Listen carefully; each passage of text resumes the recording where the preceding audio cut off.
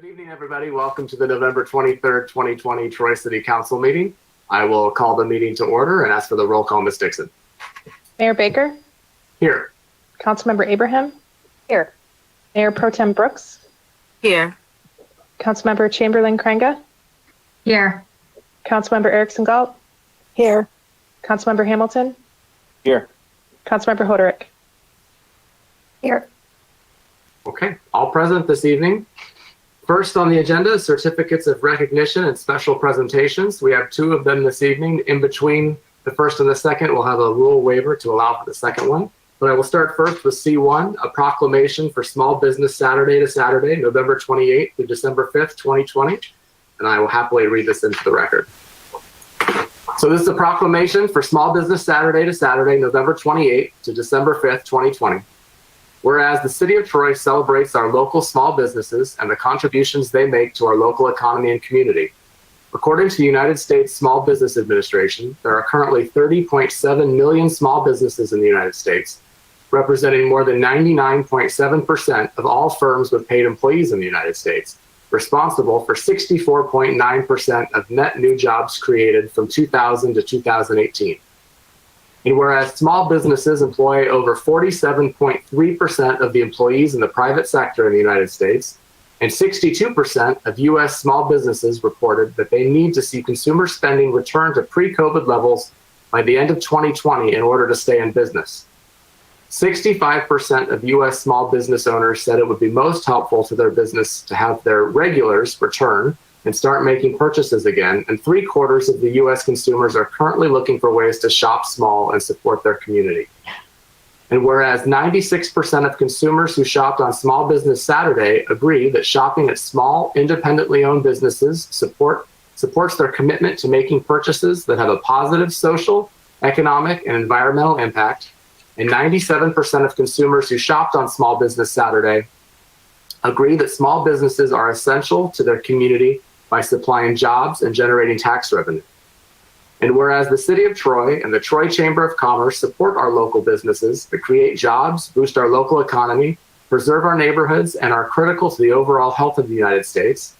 And whereas advocacy groups, as well as public and private organizations across the country, have endorsed the Saturday after Thanksgiving as Small Business Saturday. And whereas Oakland County is advocating that we champion Small Business Saturday to Saturday, sponsoring local business participation within our community. Now, therefore, be it resolved that the City of Troy City Council hereby proclaims Saturday, November 28th to Saturday, December 5th, 2020 as Small Business Saturday to Saturday in Troy, Michigan.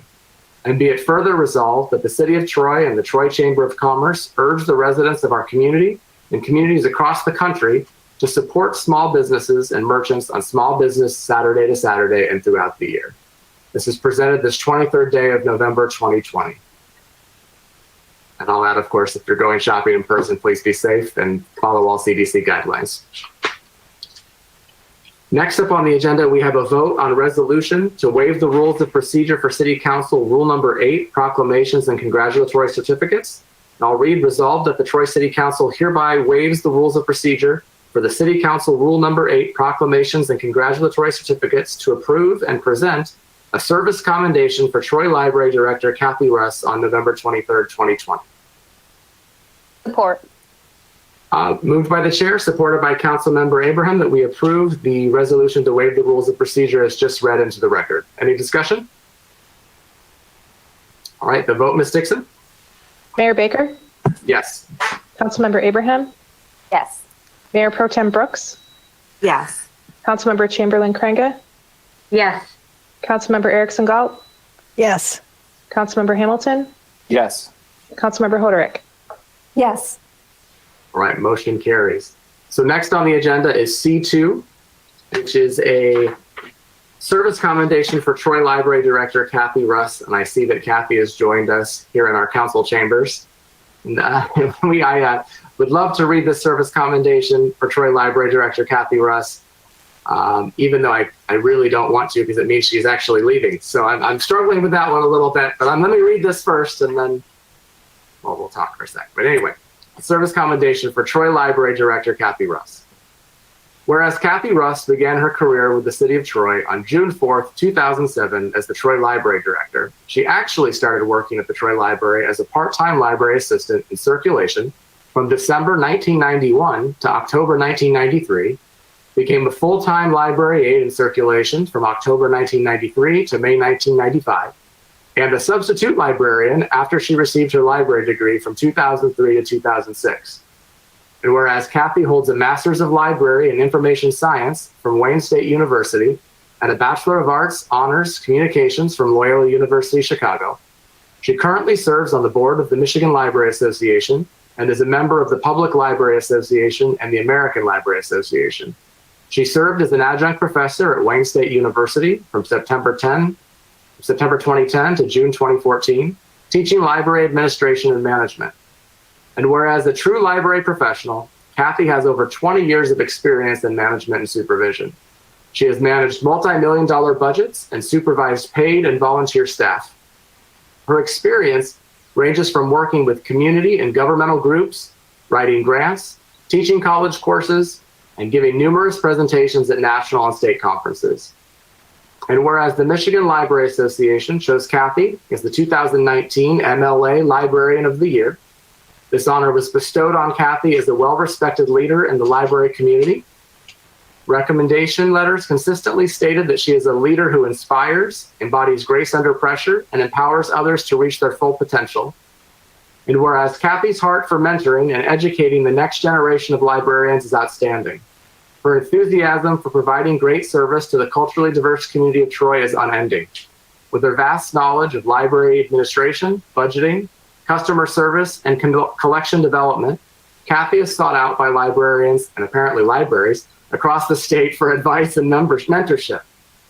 And whereas Kathy has been a guiding force for Michigan librarians on both the micro and macro level, she has mentored library professionals one-on-one, taught the profession's fundamentals and ethics in formal classroom settings, coached colleagues at statewide workshops, and advocated for all Michigan libraries on the board of the Michigan Library Association. And whereas Kathy also volunteered as Secretary of the Friends of TPL from June 1996 to May 1997. She has been a discussion leader for the Booked for Lunch group since 1993 and started the evening book discussion group, Life Readers, in January 1998, and it is still going strong in 2020. Kathy started a book club for city employees in 2016, again sharing her love of reading. She also served as the library director in Centerline in Chelsea and the assistant director for the Macomb County Library. Now, therefore be it known that the mayor and city council of the city of Troy take this opportunity to express their appreciation to Kathy Russ for her professionalism, contributions, and many years of service to the city of Troy for the betterment of the community.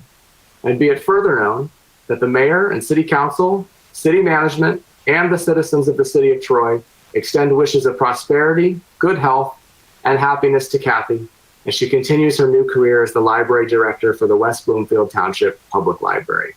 This is presented the 23rd day of November 2020, and I would hand it over to Kathy right there. Look at the magic of television, folks. Look at that. But Kathy, thank you. If we were in council chambers, we would all come down and take a picture with you, I'm sure, because I know all of us have a special relationship with you.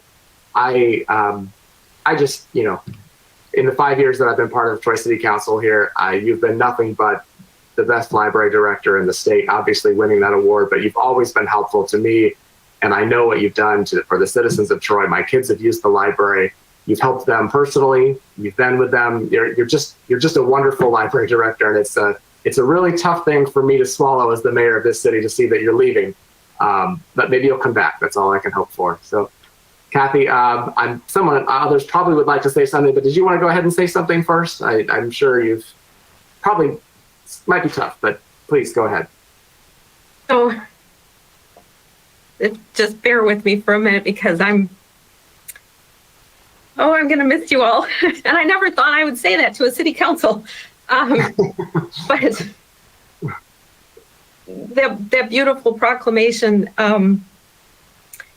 I have such a history with the Troy Public Library and 41 years. And I remember so well walking into the Troy Library when I was a kid for the first time and I thought it was the best library I ever saw. And we had moved around a lot, and I had seen a lot of libraries, so I was an expert. And I still think that it is the best library, and I have been so blessed and so fortunate to be your library director and to be part of this community and to have the experiences that I've had. You have all been so tremendous to work with and for, and at some of you, I've worked with you and for you longer than others, but even the ones that are new, you're very special to me. And I just thank you for your support of me and of the library. And Mark Miller, you have been just such a great boss. When you were my direct boss, and we lived through some of the bad old days, and then and I'm so happy that you're the city manager now, and I'm going to miss you. I'm going to miss you a ton. And Bob Bruner, oh my gosh, my comrade in arms through this next millage. What a great partner to have in that project. And I think all of you with all the projects, you're so lucky to have Mark and Bob. And then, my fellow department heads, Lori, Aileen, I don't know if Kurt's on the call, but I've worked with you a lot. You've been so helpful to me and just so fun. It's not difficult to work with my fellow department heads. They're a wonderful group of people, such true consummate professionals. They know their stuff. And what I really want you all to know, and I think you do, is that everybody who works for the city, but especially your city administration and your department heads, they care. They care so much. And that's rubbed off on me because I always cared, but it kind of lifts me up. And the staff of the Troy Public Library are second to none. They're just the best. And I will miss you all so much, to the point where there's parts of me that's going, am I really doing this? But as I said to you, Mayor Baker, I left Troy Library in 1995 and I came back in 2007. So never say never. I might be back, who knows? But I'll just say thank you, and I'll miss you, and goodbye for now. Wow. Kathy, we love you. There's no question. You've been, the service commendation, frankly, is just a tip of the iceberg on things I think people could say about what you've done for our library and for our community. And I don't know. I don't want you to go. I wish you were retiring as opposed to going to another library. If I can say that, it'd be easier. But this a little out of the ordinary, but I know many of you have such a close relationship with Kathy, and if you wanted to say anything now, I think that would be appropriate. No, don't want to put anyone's pressure on anybody, but Councilmember Abraham, do you want to go ahead and say something? So Kathy, you just said you had a history with the Troy Public Library for 41 years, and that's how long you've known me too. For those that don't know, Kathy went to Troy schools, as did I. She graduated the same year as my sister. I've known Kathy my entire life, not my entire professional life, my entire life. I don't really remember a time without her. And it has been such an honor and such a pleasure to be able to work with you professionally. 10 years ago, there was a library millage that failed. And we've gone through four library millages now together. And each one got easier. Never easy, but easier. And the reason it became easier and the reason it became more successful each time around was because of your leadership. And the leadership that built the Troy Library to be even more outstanding than it had been before. And it demonstrated to Troy residents who might have had doubts or were hurting, through financial times during the worst of the recession, that it was an asset to the community, no matter who you were. And you truly made a jewel of the city sparkle that much more. So I've kind of been living in denial ever since I've learned that you were leaving. And I still kind of won't acknowledge that you are leaving, even though November 30th is coming around real quickly. But thank you from the bottom of my heart for everything you've done for the city. I will still clearly be staying in touch with you after 41 years. You don't get rid of me that quickly. But, you know, if you ever wanted to come back to the Troy Library for a third round, we'd love to have you back again. Well said. Anyone else? I know it can be tough, but Councilmember Hoderick. Kathy Russ, I don't want you to go, but I'm happy for you. Sometimes change is a good thing for people in life, and I'm a little bit in denial. I actually have tears in my eyes. I need to find Kleenex here real quick and take a break and get one. You have just been such an important fixture to the library and the city overall. And as Edna's reflecting back on how far back people go, first time I saw Edna's name ever was working on the Troy Today, and she led a book club at the library. And then, of course, I got to know you as a fellow employee at the city first. And Kathy's smile here tonight is what Kathy is like all the time, to work with and to be a part of, even through the challenges of fighting for millages in the city along the way for the library.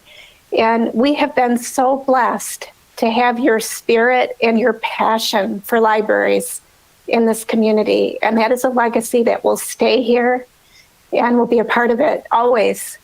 So thank you, thank you, thank you for your service, for being at one point a fellow employee, now one of my employees, I guess, technically. I always look at everybody as on the same team, but whatever your role has been in the community, you've always been a positive light and spirit, and I hope you take that with you. The community you go to is very blessed to have you, and I hope to stay in touch with you. And to the citizens of Troy, Kathy is one of the, as she mentioned, a great member of a great staff, and we really appreciate you having been a part of the family here. Thank you. Don't go. Do you have to go? Okay, I wish you well. Excellent. Councilmember Hamilton. Thank you, Mayor. And just don't have much to add for everyone else's wonderful words, but thank you for your many years of service to our community. I've been going to the Troy Public Library for 37 years. I'm 37 years old, so it's been a part of my life my entire life. Especially when I was a kid. I probably ran into you when I was a kid, and at the time we didn't know each other then, but thank you for your leadership, especially through a lot of tough times, this community, not just with the millage battles, but with a lot of problems with our city management that are now long past us. And I wish you well with the rest of your career, and we'll be in touch, and we'll need your advice as we go on, of course, and find a new director and work with a improved library with an improved millage. So we'll still need your advice. We'll still be bugging you, but thank you so much for everything you've done for our community.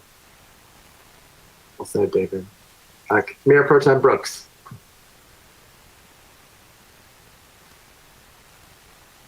Oh, Kathy, I'm so sad.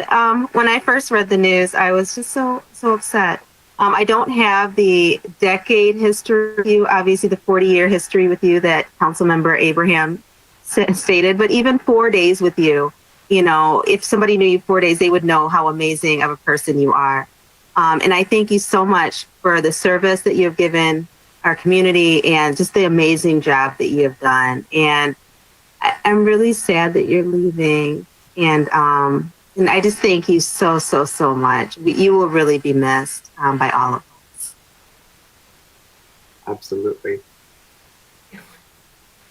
Anyone else at this point? All right. Well, Kathy, we are going to hold you hostage. And listen, you're loved. You'll be missed. We know you'll keep in touch, and I hope you do anyway. And I know you wouldn't, let me put it to the citizens and residents of Troy, Kathy wouldn't be leaving the library if it was in bad shape. She's leaving the library in the best shape it's been as far as a team. We're in unprecedented times with COVID, obviously, but we've got a new 10-year millage to work with. And the things that Kathy has done in our library are going to set it up for success for the next however long it needs to. And I know Kathy would never leave us in the lurch like that. And that's a legacy she will always take as well. So we will build on the success that Kathy gave us and provided for us. And Kathy, please, you can still come back to Troy and visit, right? When we're allowed to see each other again in person. Please do. I'm coming to all the city council meetings, and I'm just going to sit there and watch. I'm sure you will, Kathy. I will miss you all. I will. And, it's like, I'm sure there's some book or something that, some spirit, but I'm around if you need me. And the Troy Library is in my heart. It will never leave my heart. So if you build it, I will come or whatever. I don't know, but I'm around if you need me. I always will be. And I thank you all so much for everything that you said and for all you've done and just for being so kind and supportive of me. And I'll leave it at that because I'm really trying hard not to cry. So thank you. Thank you so much. I will miss you. Thank you. And you'll be great in the next job too. We know you will be. Bye. Oh, okay. Wow. That concludes certificates. Oh, we lost Ellen. Oh, she's back. Okay. Of course. That concludes certificates of recognition and special presentations this evening. There are no carryover items. There are no public hearings scheduled this evening, so we'll move on to public comment. And as you're aware, so long as we're meeting virtual, we'll be doing public comment either via voicemail to 248-524-3302 or via email publiccomment@troymi.gov. And I will turn it over to City Clerk Dixon for any public comment that we have this evening. Thank you, Mayor. We have one email and one voicemail tonight. First message is from Ben Strowich. What the heck? What's up with higher than usual water bill? We used less water on our lawn this year to save money. Now this bill shows up.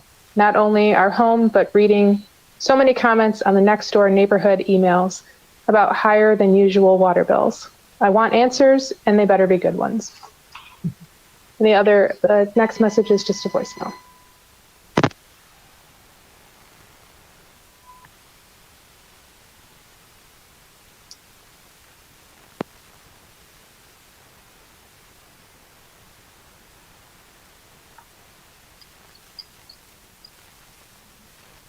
This is Hannah Mullins. I was ticketed for having a birdhouse too high because it had a message on it. According to code enforcement, this was directed by the city manager bypassing the normal process of warning for the violation, allowing it to be rectified or billed to the Board of Appeals.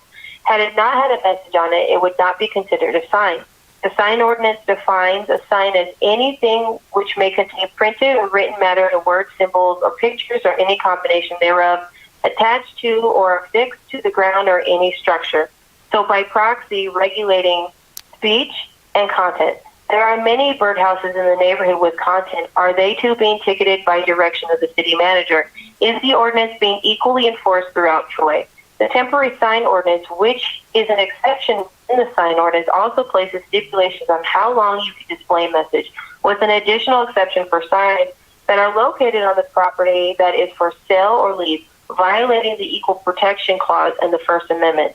I was informed that unless you are a business, you may not obtain a permit for a permanent sign, a violation of the Equal Protection Clause and the First Amendment.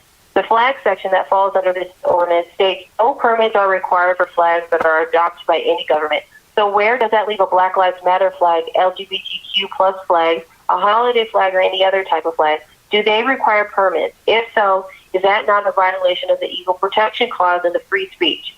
Your sign ordinance also contradicts itself by saying no permit is required for signs not visible from an adjacent right-of-way, which do not exceed 36 square feet. No sign or birdhouse in my private backyard can be seen from public right-of-way, yet the city used discretion to act on them.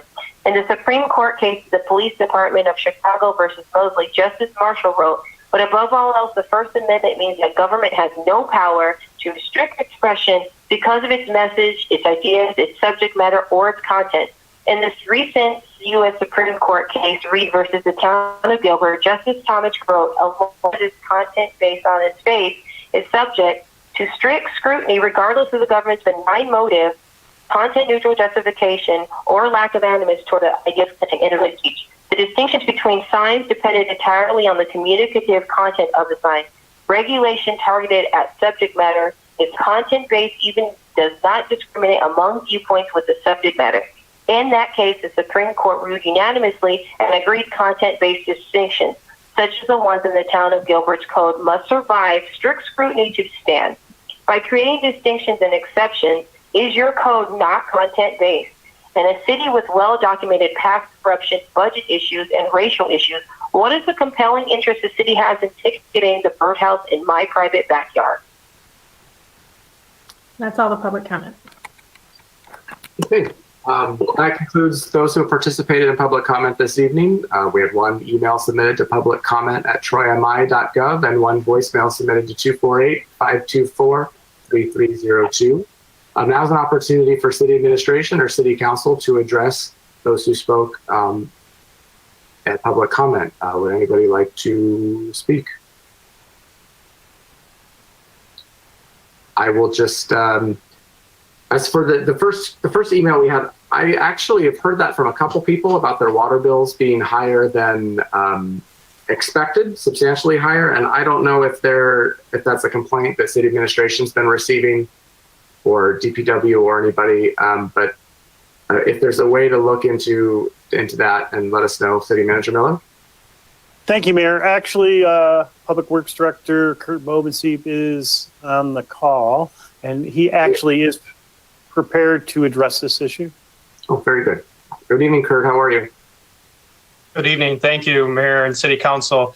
It's not uncommon for the Department of Public Works and specifically the Water and Sewer Division to receive these types of calls this time of year. But we encourage people to reach out to us. We have a lot of resources and a lot of tools to help educate residents to fully understand what it is to go through a hot, dry summer and how much water is actually used through irrigation systems. Specifically to the public comment, I was forwarded the address and we'll be reaching out to the resident and explaining that, we have the history and we can detail that. Really, I think Troy goes above and beyond for its residents in the fact that when someone does call and have a concern, we will send a technician out and help identify if there's any leaks or any areas that could potentially be causing the additional water usage. So that's usually well received, and we're with extra precautions. We are still doing that during COVID-19. Very good. Thank you, Kurt. Appreciate that. Mark, did you have something to add? Well, I'm finished with that subject, but I would like to talk about Ms. Mullins just for one quick second. The facts is that I, Mark Miller, did not order the planning department to issue a violation. I was in consultation with the community development director, Brent Sabadan, and darn, I'm forgetting Paul Evans' title, but code compliance, I believe. I did discuss the matter with them, and the department charted the course and decided to issue a violation. We really want to seek in all cases compliance with our ordinances, not to move towards, let's say, convictions or long court orders, but our goal is to have compliance with our ordinances. Thank you. Okay. And I'm assuming, I see City Attorney Bloom has unmuted herself. I'm recognizing that this is an ongoing matter and there was a lot of legal discussion being had. I'm sure you don't have much to offer in that respect, but if you wanted to say something, basically repeat what I just said, you may. That was exactly what I was going to say, Mayor, is that because it is pending litigation, there is a municipal civil infraction citation that they have been issued, and it's likely to result in proceedings. So at this point in time, I'm going to refrain from saying anything further. Okay, I appreciate it. And just briefly to Ms. Mullins, I appreciate you using your right to call in public comment and provide us information as the council. And certainly we will look into the matters you've addressed when it's appropriate for us, recognizing that the legal issues and the enforcement of actions is not something our city council handles directly, as I know you're aware. But again, appreciate you reaching out to us. And as it relates to our ordinances and such, we will certainly, it's a goal of ours always to be updating and checking for compliance within all Supreme Court cases. And I know our city attorney and her team have done a very good job of doing that in the past, and will continue to do that as we move forward. So, but thank you for bringing it to our attention. And as for the other action, it's pending, so we won't, I guess, discuss it, but thank you.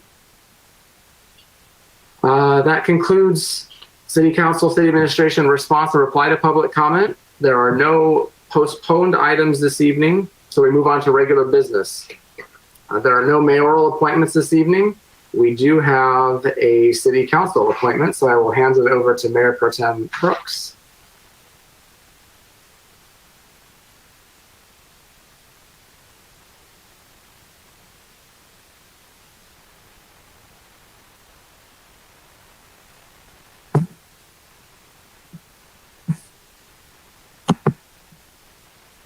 Hello.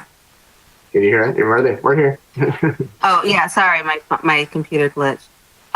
No, I actually do not have any nominations. The today. nominations, but there is an appointment from the nomination that you made last week in the Parks and Recreation Board student representative. Yes. What do I do? Do you have it? Yes. So okay, I guess I don't understand the full process.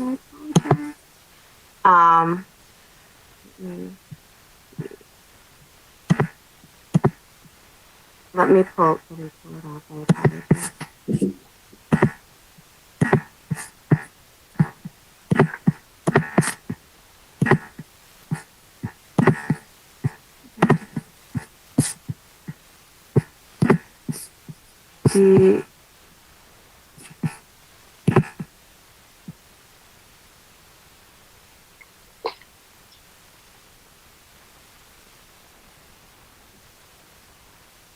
So just to confirm, I'm just confirming the same, I'm just putting forth.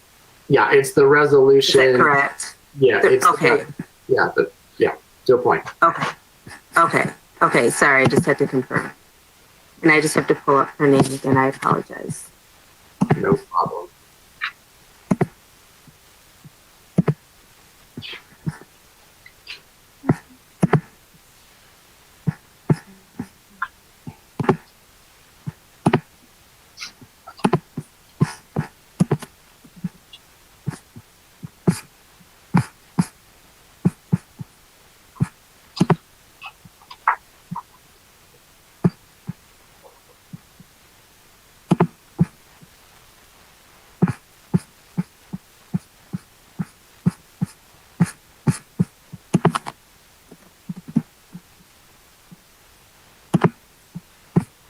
Okay.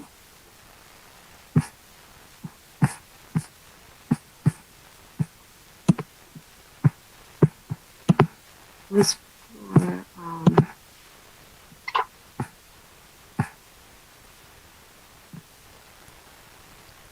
is it this isn't the same person? It wasn't our June Philippaki, right? Correct?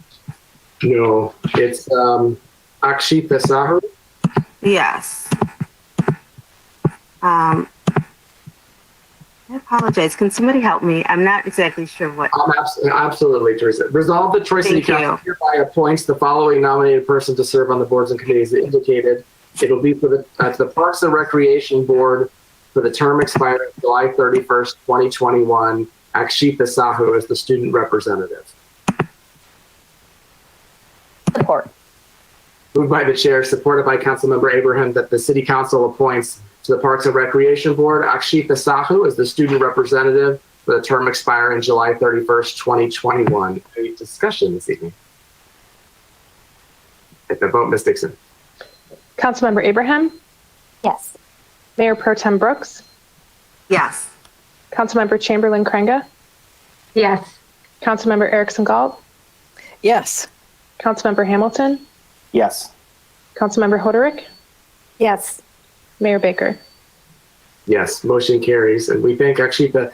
And so this is one of those things that had we been in council chambers like we normally are, it's very easy when the Mayor Pro Tem sitting next to you, we talk about this right before the meeting and just make sure we're all on the same page. And sometimes when you're virtual, it's hard to do that. Although Teresa and I are neighbors, so I should have just yelled out the front door. Maybe we could have checked, but it's all right. Sure. Yeah, thank you, Mayor Pro Tem Brooks. Appreciate it. We've got that one. And thank you to Akshita for being the student representative for that important board. We move on to I2 board and committee nominations. I have no mayoral nominations this evening, and it's my understanding there's no city council nominations this evening based on what Mayor Pro Tem Brooks had just said. So next up is I3, a request for closed session. Be it resolved that Troy City Council shall meet in closed session as permitted by MCL 15.268A and H, MCL 15.2431G. Support. Moved by the chair, supported by Councilmember Hamilton, that we approve I3 request for closed session as read into the record. Any discussion? Take the vote, Ms. Dixon. Mayor Pro Tem Brooks, Yes. Councilmember Chamberlain Krenga, Yes. Councilmember Erickson Galt, Yes. Councilmember Hamilton, Yes. Councilmember Hoderick, Yes. Mayor Baker, Yes. Councilmember Abraham. Yes. Motion carries. Next up on the agenda is I4, resident engagement and priority study. This item was submitted as a late submittal for those of you who looked online, and it'll be introduced by Assistant City Manager Bob Booner. So I'll turn it over to you, Bob. Thank you, Mayor Baker. It is my pleasure, and I'm actually quite excited to finally be bringing this item forward. As a little background information, this most recent surveying effort started back in March 2019. Last fall, city management decided to pursue a benchmarking survey instead of a custom survey. And then with COVID and a lot of other things happening this year, the library millage, it's taken a while for us to finally get this item to you, but I'm excited to do it. The benchmarking survey has, it's about 21 questions that are standard, that all the communities who participate with this survey use the same questions. And that gives us an opportunity to benchmark our results against other communities, both in the state, regionally, and nationally. And then there's some demographic questions, as well as what's called a communication preference module, where we're asking questions about how people prefer to receive information from the city. And so that gets us up to about 4.5 pages worth of survey questions. And Cobalt Community Research, who we're working with on this, recommends trying to keep the survey to 6 pages in order to make sure that people are actually willing to complete it. The longer the survey is, the less likely people will be to complete it. So we've got about 1.5 pages left for, there's a number of different things we can do, number of different types of questions we can ask. And one of the things that I've proposed in the memo, and that we'd like input from City Council on, is what Cobalt calls the budget allocation module. And basically that's a funny way, or a fancy way, of asking people the question, what is your satisfaction with the following city services and programs? And they're asked to rate each program or service on a scale of 1 to 10. And so in the memo, I provided some examples, total of about 30 examples, grouped into 3 different categories, hopefully to get some discussion and feedback on. So the way these questions will be presented on the survey is that grouping them into categories is really a way to kind of break them up on the survey page, so it's not just a kind of a wall of questions.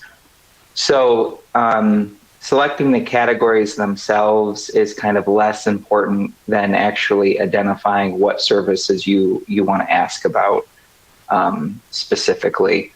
So the way I had grouped them in the memo had 5 public safety programs and services, parks and recreation amenities, and then I had other things just under the heading other city services.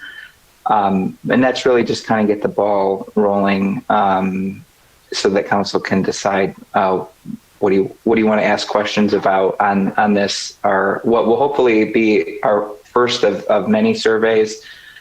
One of the things about this kind of benchmarking survey, and any survey where you ask the same questions over and over again, is that we'll be able to actually measure our progress over a period of time, whether we do the survey every year or every other year, whatever council decides to do in the future.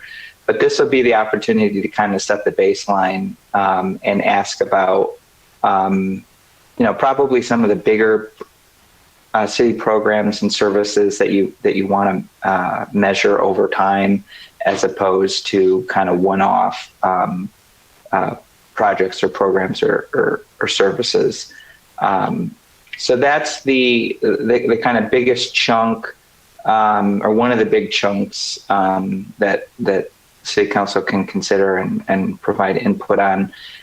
There's also another section called a future projects or programs module, where we have an opportunity to ask people about what kind of new programs and services would they like to see in the future. And so I have a list of about 26 potential questions there. And there you'll see things like a new cricket field, which has been a hot topic of conversation recently, and then other things that have been under discussion for quite some time. And then again, because of the size constraint of the survey, and trying to make sure that people will actually go through and complete the survey, we want to choose somewhere between 16 and 20 potential future programs and services to put on the survey. And then there's a couple other things that we can do with completely custom questions and open-ended questions that I've described in the memo. And I won't go into detail on that right now, but happy to answer questions on that if any council members should have any. Thanks, Bob. Fascinating stuff. That to see the way this plays out is really, really interesting. I'm going to start with my first question is city management's expectations of this discussion right now, what you're looking to have from us by the next, or however many minutes we talk right, on this item. But what is it that you need from us tonight in order to be able to take it to the next steps with Cobalt and get this going? There's no one thing. You could throw up your hands and say, to heck with it. We don't want to talk about this. You decide. On one end of the spectrum. Come on, you know it's better than that. No, that's why I'm excited to talk to you about it, because I don't think that's going to be the answer. But that's on one end of the spectrum, and on the other end of the spectrum would be to vote on every possible question and actually give me the number of questions that I've outlined in the memo. And I don't expect that's going to happen either. So this is really I'm kind of sneaking in a kind of study session type item on this regular agenda. So not looking for anything super formal, but some direction. And then, based on what kind of direction we get, we'll come back and we can have another iteration. So it really just depends on how involved the city council wants to be, how specific you want to be. Okay. Well, and obviously we've talked a lot about survey questions, and we had a study session back, was it March of 2019? I think, is that what I saw? I mean, that seems like forever ago, but it was in a sense. So I joked a little bit, but I actually do think city administration knows quite a bit about what this council would be looking for with those questions. And I don't think we need to go through each one and vote on them, for example, for sure. I think we can rule that one out. If I see nodding heads, so okay, we're good on that one. And I know Councilmember Chamberlain-Caranga asked a lot of good questions earlier that were presented to us, and that are part of the public record as well. I saw them up on the city agenda website. So those are definitely great questions. I don't know, Councilmember Chamberlain-Caranga, if you wanted to follow up on any of those, take an opportunity to do that now. I thought you might, so I'll go ahead and call on you now if you like. Thank you, Mayor. as I wrote and as Assistant City Manager Bruner shared, I think I'm totally supportive of the idea of doing this on a regular basis, starting with getting a baseline of information that really puts community voice at the center of our strategic planning and budgeting process. A question I did have, different from those that I already asked, was I wonder if yourself or Cobalt might have some advice in terms of how we approach categorization. So high level, when it comes to the budget allocation module, I support these kind of 3 different buckets. The thing that gets confusing is I think how we on council who engage a lot in the budget may imagine things may be different from how our residents experience and may engage it. So for example, as I look at it, if we were to say under Parks and Recreation Amenities, ask for input on the Troy Community Center, I think that residents would respond with a mix of the quality of facilities, as well as they would probably think of some of the recreation programming that goes on. I see then we could choose to, under other city services, actually ask about recreation programming. And so that's where it gets confusing, is are residents more likely to respond and put the programming with the facilities? And do we need to, would the advice from Cobalt be that we need to separate that out if we really need the input on the capital, on the facility? Or, it's best to put it together and we see what comes out of that. So I don't know if that question makes sense, but just that, again, how we sometimes disaggregate and understand things may be different from how our residents would approach a question, and how do we assure clarity on that? Yeah, it's a good question. I've looked at a lot of sample surveys that Cobalt's provided, and I think the way they had it phrased, the 3 different categories were public safety, streets and infrastructure, and then the was other city services. So when I was creating the list for the memo, we'd been talking a lot about recreation facilities specifically. So that kind of category and that grouping made sense to me.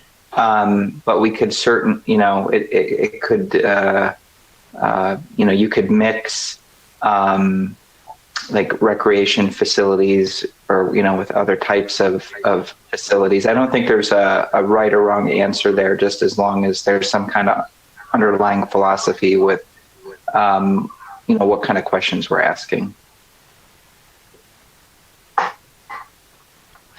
Very good. I think that also, I'm not answering the question because I'm not in a position to do that, but I think about this is a tool, right? One piece of community engagement. So it's incumbent on all of us to then, we'll have other conversations with residents in the community too, and maybe that'll help hone in some of these answers. And certainly, but can you imagine thinking that they're wanting more investment in programs and we're investing money in facilities or vice versa, right? I mean, that would be a disaster. So we do have to, that's a tough thing to try to figure out. So I appreciate that question very much. Any other questions at this point? Councilmember Abraham. Thank you, Mayor. So we went through this last summer with the library, and Cobalt did a phenomenal job of working under a really tight deadline to get us to that August deadline to get this on the ballot. What do you foresee the timeline would look like this time, since we aren't under such a time crunch and we are still working under COVID conditions for a much broader, larger survey? Yeah, that's another good question. Actually, when we, back in June, when City Council approved the agreement with Cobalt, in the memo at that time, I wrote that I wanted this survey to be done by now. But like we were talking before, we're just constantly reprioritizing. So we have obviously started a new kind of budget prioritization discussion this fall. We had a special meeting last Monday, and we'll have a special meeting next Monday. We don't have the benefit of the survey results right now to incorporate into that process. If we were able to, this is, in terms of timing, developing the questionnaire is the biggest variable. So if we go back and forth on a questionnaire for weeks, that's really going to determine how long it takes. Once the questionnaire itself is completed, it gets distributed. Then the second question is, how long do we leave it, allow people for answers, to provide answers. So in the case of the library survey, it was very expedited. City Council basically had, very little input on the questions themselves. We developed it and pushed it out, and I think it was, open for a couple weeks. So here, I think if we developed the survey in November and December, we'd probably distribute it after the first of the year and collect results for 4 weeks. And so we could potentially have results sometime in the first quarter. In my perfect world, maybe we'd have something to share at the same time as we were presenting the proposed budget in April. But I don't think it's really feasible to think that we'll have really digested the survey data and the survey results in a way that we can incorporate into the budgeting process this year. That will hopefully come next year. So that's kind of the highlights of how long the process might take and how that matches up with other things that we're doing. Does that answer the question, I hope? Yeah, it does. I mean, and to your point, this isn't a one-time study to influence next year's budget. We have a 3-year rolling budget. We have a lot of priorities. We have things that have been scheduled for many years in some cases. And this helps us inform how we set our 3-year budget and 5-year planning, but it's not specific to this budget cycle. But first quarter does feel about right, given the breadth of the topics that are being suggested. Thank you. Thank you, Edna. Councilmember Hamilton. Thank you. Thank you, Bob, again for your all the great preparation you do for all these difficult topics. My thoughts are, I guess you kind of answered a lot of what I was writing down here. This survey, I'm assuming, will be done in kind of similar style as the library, where there'll be both a mail and online option, where you'll send it out to randoms, plus you'll have a few others. I'm assuming kind of the same basic idea, right? So you're nodding, so I'll assume that's true. And the library results were very useful, and they really kind of nailed the final margin of the library millage. So I'm very pleased with the results of that. It was done so quickly and so accurately, and it was really useful for us. So I'm excited for this. I think if we want to do this every year, we'll kind of develop a standard format that we'll do every year. But I do think there are some topics that will need a little more of a deep dive. Definitely this year, the Aquatic Center, I think we may have to go in a little more detail, see how people are willing to fund that and the long-term outlook for that. Other things like just thinking off the top of my head, infrastructure and building maintenance and long-term funding of things like that might need a little more of a deep dive. But right now it's kind of too abstract for me to really critique it too much. I'd like to see a sample survey. I'm pretty comfortable with city staff putting together the first version of this, and then from that we could kind of tweak and swap and figure out exactly where we want to go, what we want to deep dive on, what we want to get a broad opinion on. But right now I'm fine with where we are at this. I don't have anything too much to change here. I do like the idea of having this done by the end of December. We'll have 2 meetings in December. The next one's next full meetings in a couple weeks. Next week's is a special session. So I like that timeline. and I would like it ready for the budget. But like you said, that it'd be hard to incorporate too much of this in the next budget, but it would be good for the next couple of budgets after that. I'm right where David is on that. Like, I can't imagine, it's abstract. I think trusting you to put together something that looks like an actual survey and then allowing us to make some tweaks, recognizing we're not going to reinvent the wheel, but to definitely have something a little more finite to look at would be easier for me, and give me a better opportunity to provide more input, I think. But I thought you were going to say something about. Yeah, thanks. Let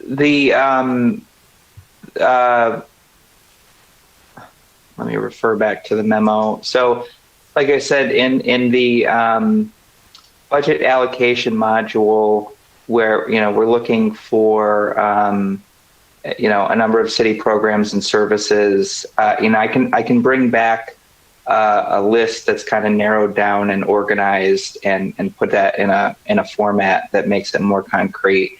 And I can do the same thing also with the future projects and programs. And there I've got 26 options, and we need to narrow that down to 16 to 20. That's pretty straightforward.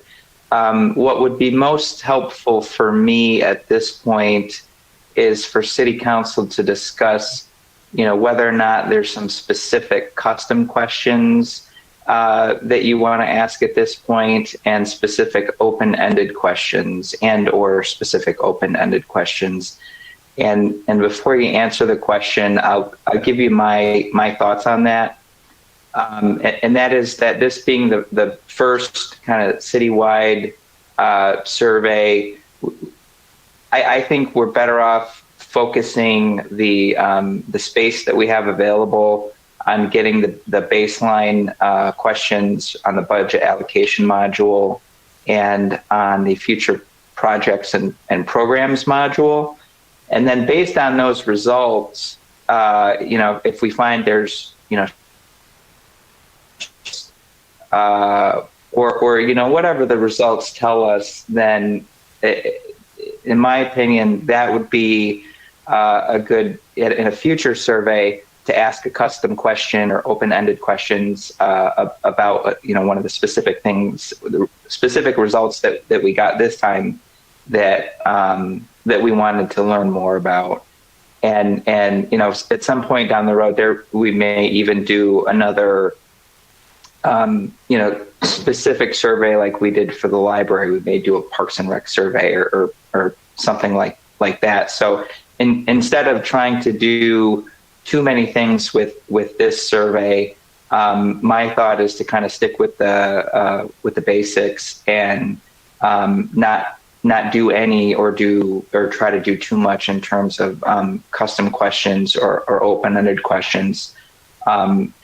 But I certainly want City Council opportunity to say, well, I really think we need to ask about A or B or C. No, I think you're right, because I have a list of topics that I keep with me all the time, just kind of the main things I'm focusing on that I'd like to see in the survey in some form, and that's aquatic center, volunteer firefighter incentive program, buildings, roads, parks and green space, cricket field, and trails and pathways is mine. And I imagine most council members kind of have the same idea, and I think you kind of cover that with these. So I guess that kind of makes sense. And I don't think in this next budget cycle we're going to propose any new funding options. So I get your point that this definitely isn't something that's going to happen now, but definitely in the next 2-3 years we need an answer. I don't know if we can go too deep now. Maybe round 2 we do that, but I get what you're saying, and this is something we should do every year. So I'd like to develop that template for that. That would be really useful. David, it could be the aquatic center is something that demands its own separate study session and community engagement plan when the time comes. So I'm not sure that, it's obviously, we've learned a big priority and something we need to deal with. Just because it's not in an open-ended question now or a custom question doesn't mean we're not going to deal with it in some other aspect, I think is fair to say. For sure. And And will they be able to have like a comment section and where they can kind of write their random comment thoughts and we can kind of sort that later? Did that happen with the library survey too? I think it did, but I don't fully. Yeah. Yeah, that might tell us a lot too. Councilmember Hoderick, I saw you trying to raise your hand. You know, given the discussion we had a week ago at our study session about the budget, and, you know, I think we had a consensus discussion of, and I'm using your words, Mayor Baker, I think that generally that, you know, given COVID and given that we don't understand for sure the long-term financial impacts, that this would be a status quo year as we start to develop our budget priorities and priorities in the community. And in that regard, I would, you know, there's a part of me that would like to do some custom questions to just get a sense of where the head of the community, you know, where people are thinking.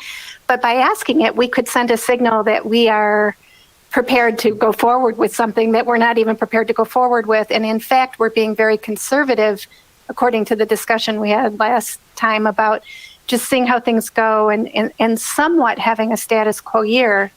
So I guess, Bob, I want to affirm your sense that to do the basic survey as our launch pad benchmark and the open-ended questions that you had, you know, listed in this memo, to me, can be that first sticking our big toe in the water of kind of sussing out where people's heads are, and we're not leading them to some answers then. Open-ended questions like those, specifically those four for me, would be very, very telling to see where our community is as we need to reestablish ourselves and head into ride out COVID and the post-COVID environment, recognizing, as Councilwoman Abraham says, you know, the 3 to 5 year budget, the rolling budget cycles that we have, the capital planning that I know the city puts into place, that we can start to factor that through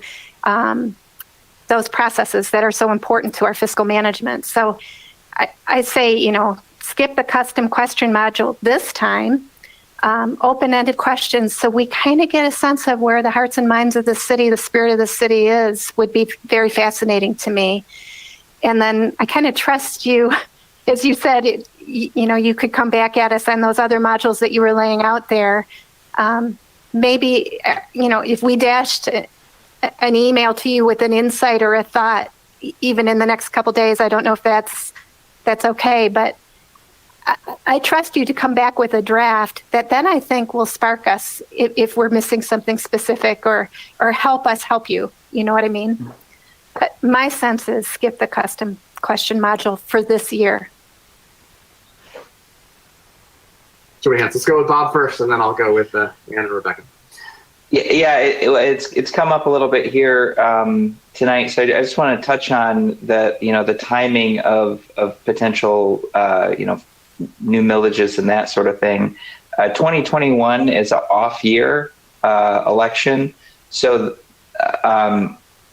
the November is the only election unless the city were to call a special election, and that costs about $100,000. And in order to levy and collect a tax on July 1, they have to call a special I don't even know if we could do it in May.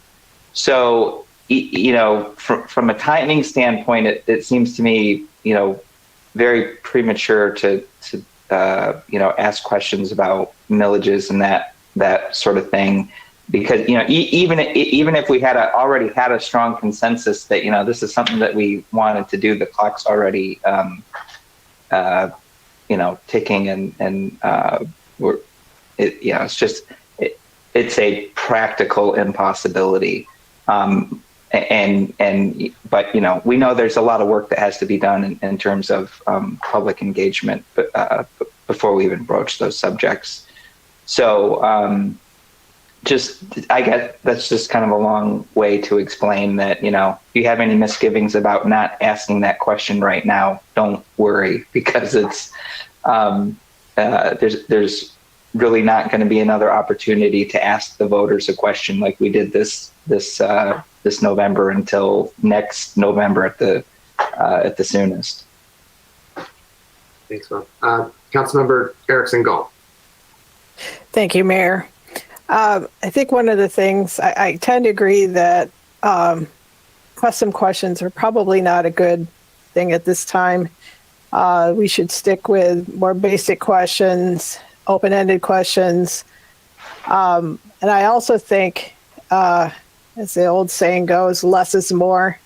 I thought one of the things I noted in there, and I wholeheartedly agree, is that there's an inverse relationship between how long it is and how many people fill it out. And I think more participation is better than more questions. So my belief is we should keep it as short as we can in order to make it useful. We don't want to have something that's so abbreviated that it's not useful, but 6 pages and 30, 40, 50 questions seems like a lot of questions. And I know that if I'm going through a busy period of my life and someone sends me that, it's going to go straight into the spam folder.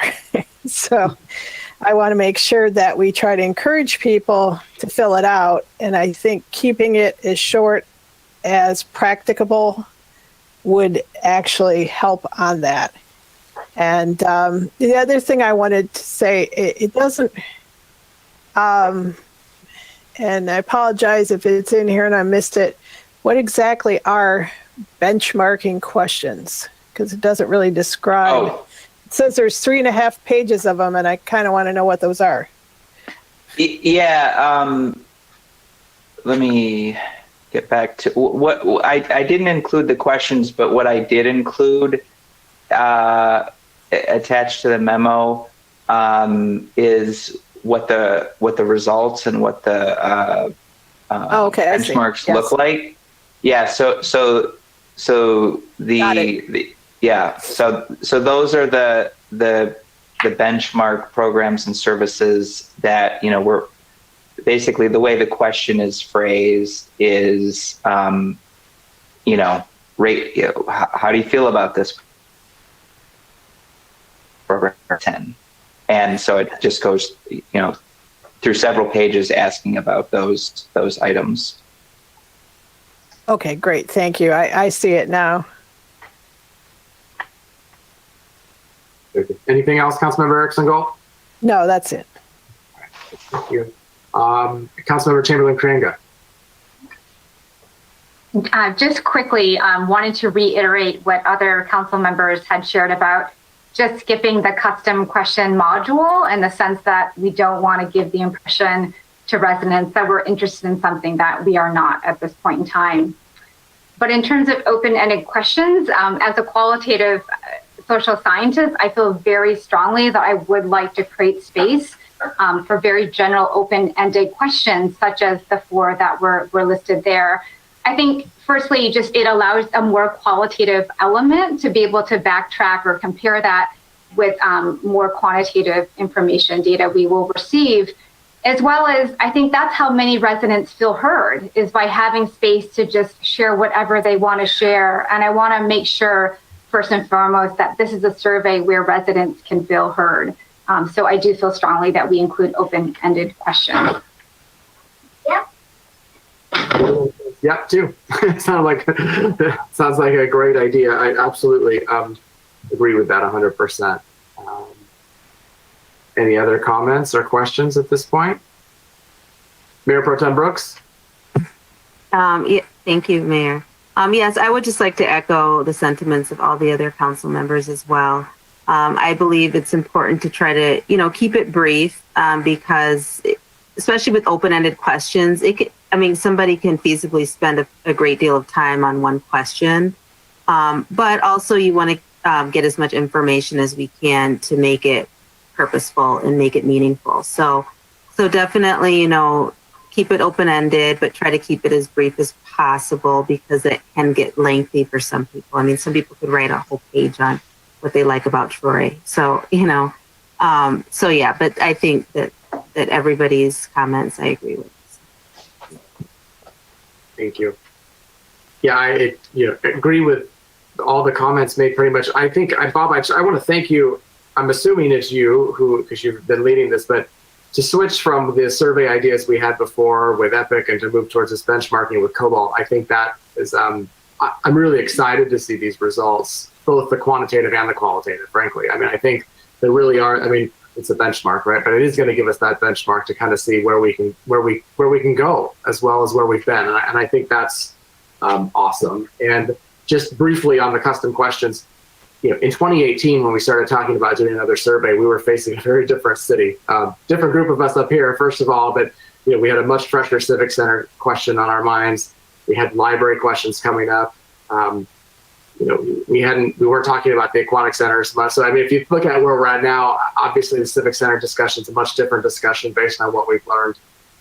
We've dealt with the library, at least for funding purposes for now. So I completely agree. We don't need to add those custom questions when we're really just trying to get a good benchmark. And based on what Councilmember Hoderick was saying, based on what I had said at the budget meeting about where we are for funding and coming in and out of COVID, hopefully, I think this is great. So I'm excited, and I think that, you know, we look forward to seeing some kind of draft or however you want to present that to us. And I guess I will remind all of us on council that as soon as we get a draft, let's not rip it completely to shreds and have them go back to start over again, because we want to get this going as soon as possible. So to Ellen's point, if you do have any thoughts after tonight, let's email them to Bob and Mark just to make sure if there's something that needs to be said. I think that would be a good idea if that's sufficient. Good for you and Mark. Bob, does that work? Oh, that means yeah, that works for me. This has been helpful. I you know, the assignment was not very specific, but this was helpful, so I appreciate it. All right, very good. Okay, anything else on I-4 then? All right, and there's no resolution, so we're good. All right, next on the agenda is I-5, City of Troy Master Plan, proposal to amend the City of Troy Master Plan. This will be introduced by Community Development Director Brent Savadant, who is here on our screen. Hey, Brent, how are you? Good evening, Mayor Baker, City Council. It's great to be here tonight. Also joining us tonight is Ben Carlisle. Ben is a principal and a planner with Carlisle Wortman Associates. Carlisle Wortman Associates has been the city's planning consultant for going on 20 years. And Ben has been the liaison for Carlisle Wortman Associates with the city for going on 10 years. He attends all planning commission meetings. He has regular office hours pre-COVID at City Hall, and we communicate a lot. So we asked Carlisle Wortman to prepare a master plan proposal for us, which is why Ben's here this evening. And Dave, could you share the screen, please?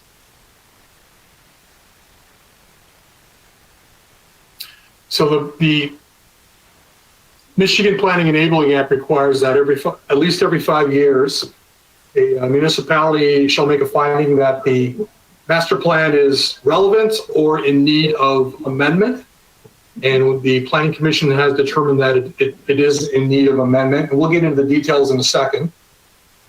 But I just Brent, sorry to interrupt. Brent, you're already a presenter. You just need to share the document. Okay, excellent. Thank you very much, Dave. So what I did is I put together a very brief PowerPoint presentation just to kind of talk very briefly about where we are in 2020 and kind of how we got there by looking briefly at planning in Troy in the 21st century, as I call this presentation. 2002, the future land use plan was adopted by the Planning Commission, and it was the result of about 20 amendments to a plan that was last comprehensively updated in 1965. And the theme of the original plan in 1965 and the theme of subsequent future land use plans over the next 40 years was controlling growth and separating land uses. Because as we know, in municipal metro areas throughout the United States, development came to the suburbs, and Troy was no exception. And we had to come up with a way to control growth to manage where these different uses were going to go. In 2006, 2007, many of you will remember this. There was a Troy Futures effort that was completed. There was numerous groups that were formed to discuss different topics that you see on the list before you. As a result of this some of the themes that came out of this was the need for a flexible and creative master plan. This was one of the first times where the residents realized that we needed to update our master plan comprehensively. And what also came from this effort was the villaging concept. And this set in motion the concept of the neighborhood nodes that we're familiar with, that were incorporated in the master plan that was comprehensively updated in 2008 by the Planning Commission. Interestingly, the Michigan Planning Enabling Act was adopted just before this plan was adopted, and the act gave the authority to adopt the master plan to City Council unless they deferred that authority to Planning Commission. And in 2008, they deferred that authority to the Planning Commission, and the Planning Commission adopted the 2008 comprehensively updated master plan. And again, the first comprehensive update in over 40 years. And some of the concepts that came out of this planning effort was the notion of mixed use, actually embracing innovative mixed use. We took a market-driven approach to land use. The farmers' fields, the acres upon acres of farmers' fields were gone, and now we're dealing with infill of smaller lots. And we embraced and incorporated the Big Beaver Corridor study into the 2008 master plan. In 2016, there was an amendment to the master plan that was adopted by City Council, and the plan was in really good shape, but we made some minor modifications, but what we really looked at was sub-area plans, and we came up with sub-area plans for Maple Road, for the North Troy District, for Rochester Road, and Move Across Troy, which was we looked at how to get pedestrians more effectively moving not only along Big Beaver, but across Big Beaver. Which brings us to 2020 and the 2021 amendment proposal. And at this point, I'll bring Ben into the conversation. Thank you, Director Savant. Can everyone hear me? Great. Thank you. And thank you for having me tonight. It's a pleasure being here. It's been a while since been before this City Council, so it's really nice to see everybody. So as Director Savant noted, the last comprehensive update was done in 2008. And if you think about that, though only 12 years ago, a lot's happened, both in the world as well within the city of Troy. You've gone through probably the largest recession that we've seen since the Great Depression. You're arguably going through a recession at this point, and we're facing a global pandemic. So a lot's changed with regards to what's going on in the city of Troy since that period. But yet we've also had a lot of successes. Look at the redevelopment of Big Beaver. Look at what we've done along the other corridors, and we really started to build that base up in the city. So that being said, we do think for the most part, the master plan is actually in a really good spot. It doesn't need to be comprehensively redone. We still think it's a really good foundation on which to build to. But there are some tweaks to make it and really some areas to strengthen it. And the first is your format and layout. So it was done again 12 years ago, probably with some refreshing of some graphics and some orientation. We think that we can kind of spruce it up a little bit to make it look a little more fresh and more in light of current times. Secondly, we have the 2020 census data is starting to be released. Obviously, demographics have changed in the city for the last 10 years. And so it's time to really look at that as well as other data sources to really incorporate and update the master plan based on that new information coming out. COVID-19, we are in a totally different world now than we were pre-COVID. It's almost like for my generation, it was pre-9/11 and post-9/11. I think there's going to be a little pre-COVID and post-COVID. And there's a lot of planning studies coming out about how that's going to impact our world, how we're going to work differently or go to school differently or learn differently or interact with each other in our neighborhood differently. And so those ideas should be incorporated into the master plan. We spent a lot of time at the, I think it was back in February actually, where we had the joint meeting with the Planning Commission and the City Council talking about the master plan and really talking a lot about neighborhood nodes.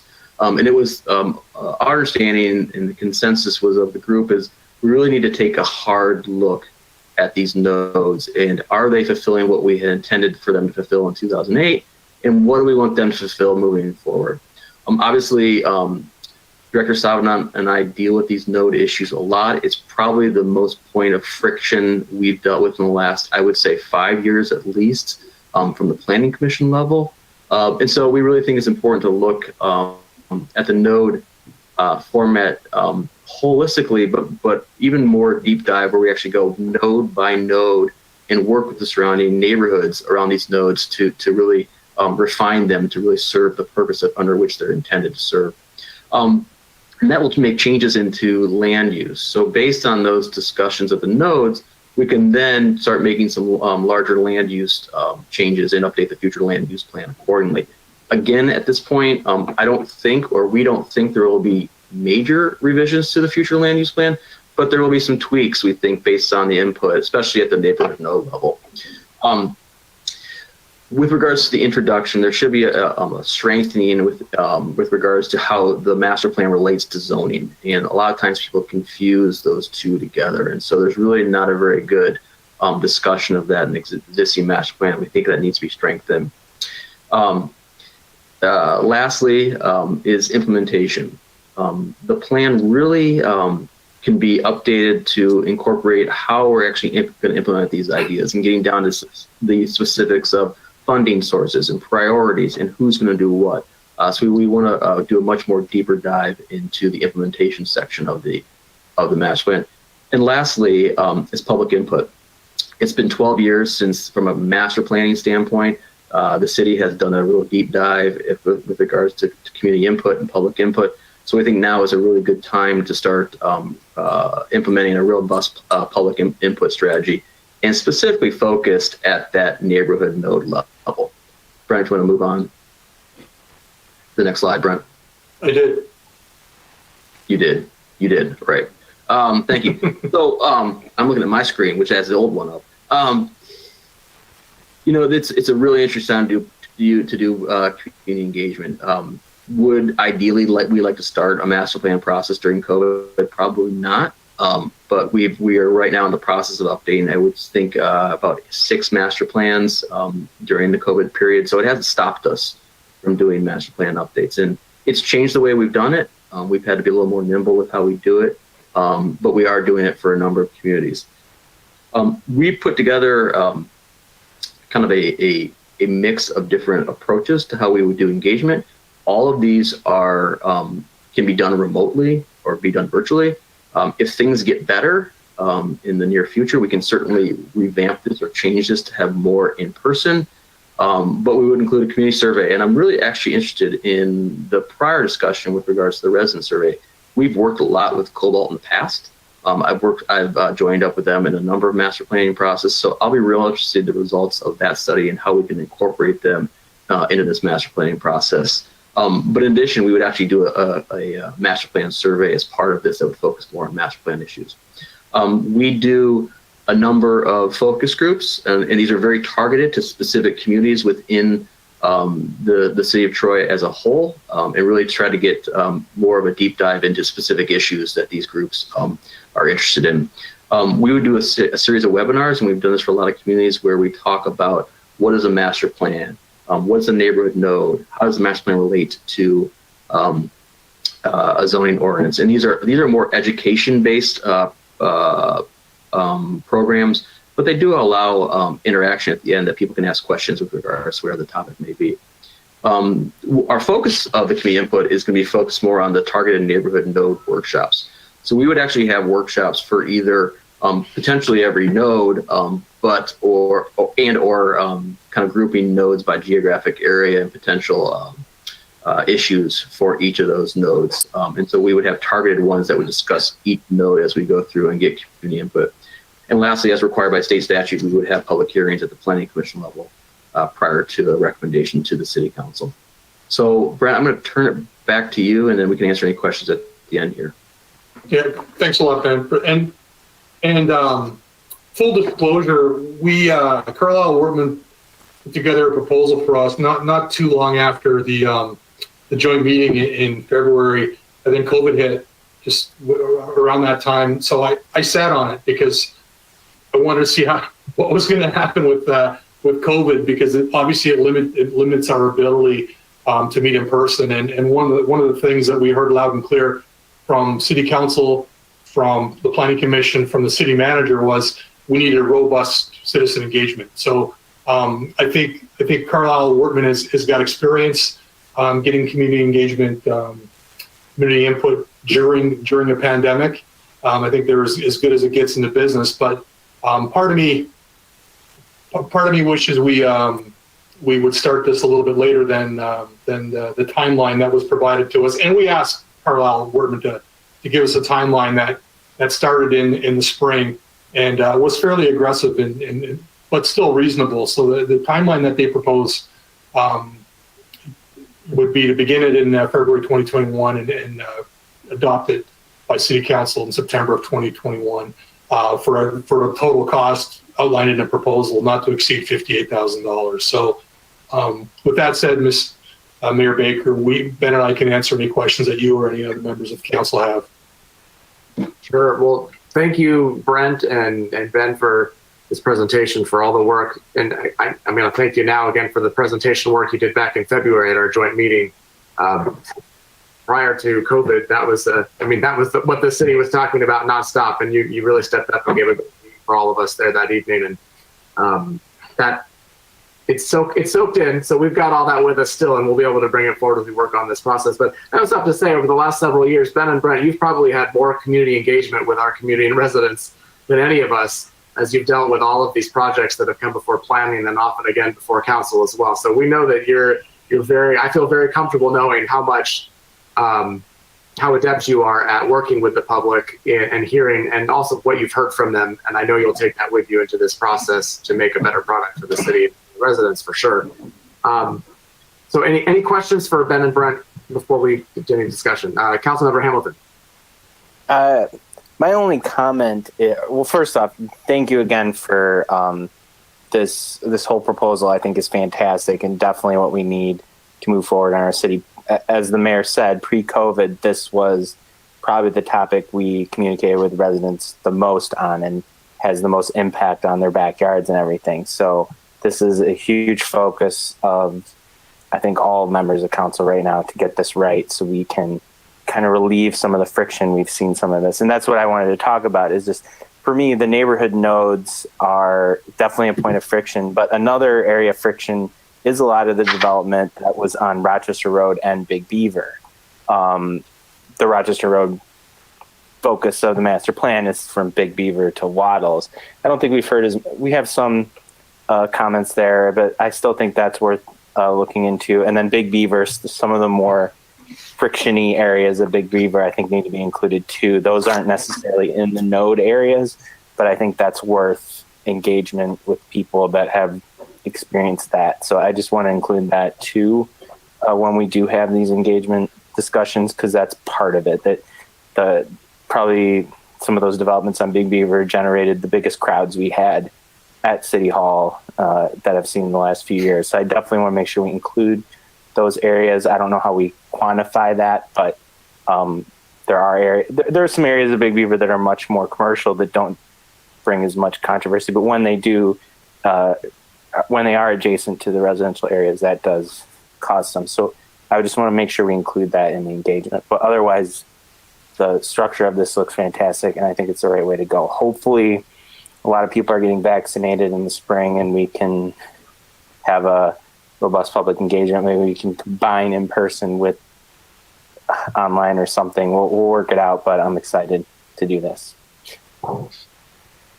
Thank you, Councilmember Hamilton. And to your point, absolutely, that Big Beaver district that seeps into the residential neighborhoods. I mean, I have battle scars from that time period, so I know that many of us do. It's things we need to, that should be part of the discussion as well. I'm assuming it would be, even though it wasn't, call a neighborhood now. Additional questions from council. Councilmember Hoderick. Ben, it's nice to see you. Thanks for joining us tonight. And Brent, I appreciate your full disclosure and actually agree that we kind of needed to get our sea legs with how to all function between ourselves and the community. And so, I'm not sitting here feeling frustrated that we're just now talking about this. I think this is the right time and to further that observation, I think even in this time of COVID, we have the potential to have really great engagement that we wouldn't have otherwise had, because people don't tend to, it's kind of the same team of people that show up when we have a town hall or some sort of an engagement exercise at the community center. Nothing wrong with those people. We want them involved. But I think, and it sounds like, Ben, you're already having some experience with this. I think this may present an opportunity starting in February when people will have time to actually think about this in a really, not just in a cursory way, but really kind of help us deep dive and understand the challenges of, what we can really accomplish with the master plan and the opportunities with it. So, I think there can be hesitation because, we can't just all get in a room and meet together or have these public hearings that we're used to in City Hall.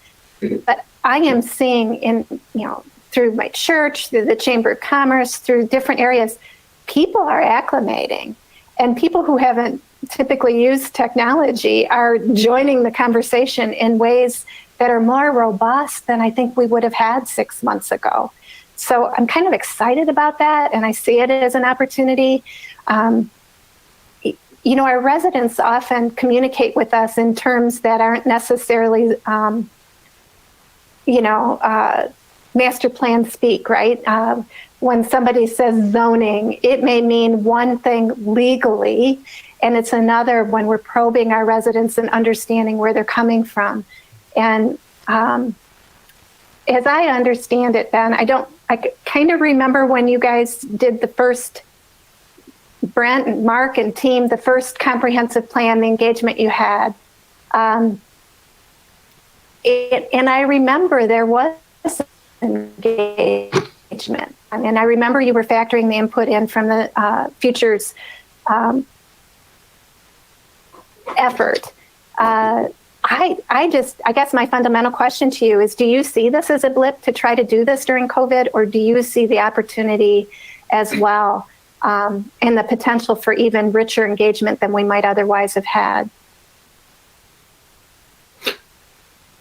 I'm gonna let Ben kick off the reply, and I've got something to add afterwards, because Carlisle Wortman, as I indicated, has got a lot of experience with master plan work during COVID and engaging the community during COVID. So I'll let Ben start the answer.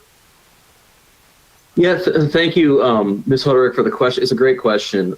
So as I noted, we're right now in the process of doing 6 master plans throughout Southeast Michigan, and from our experience, and again, it's limited right now, obviously.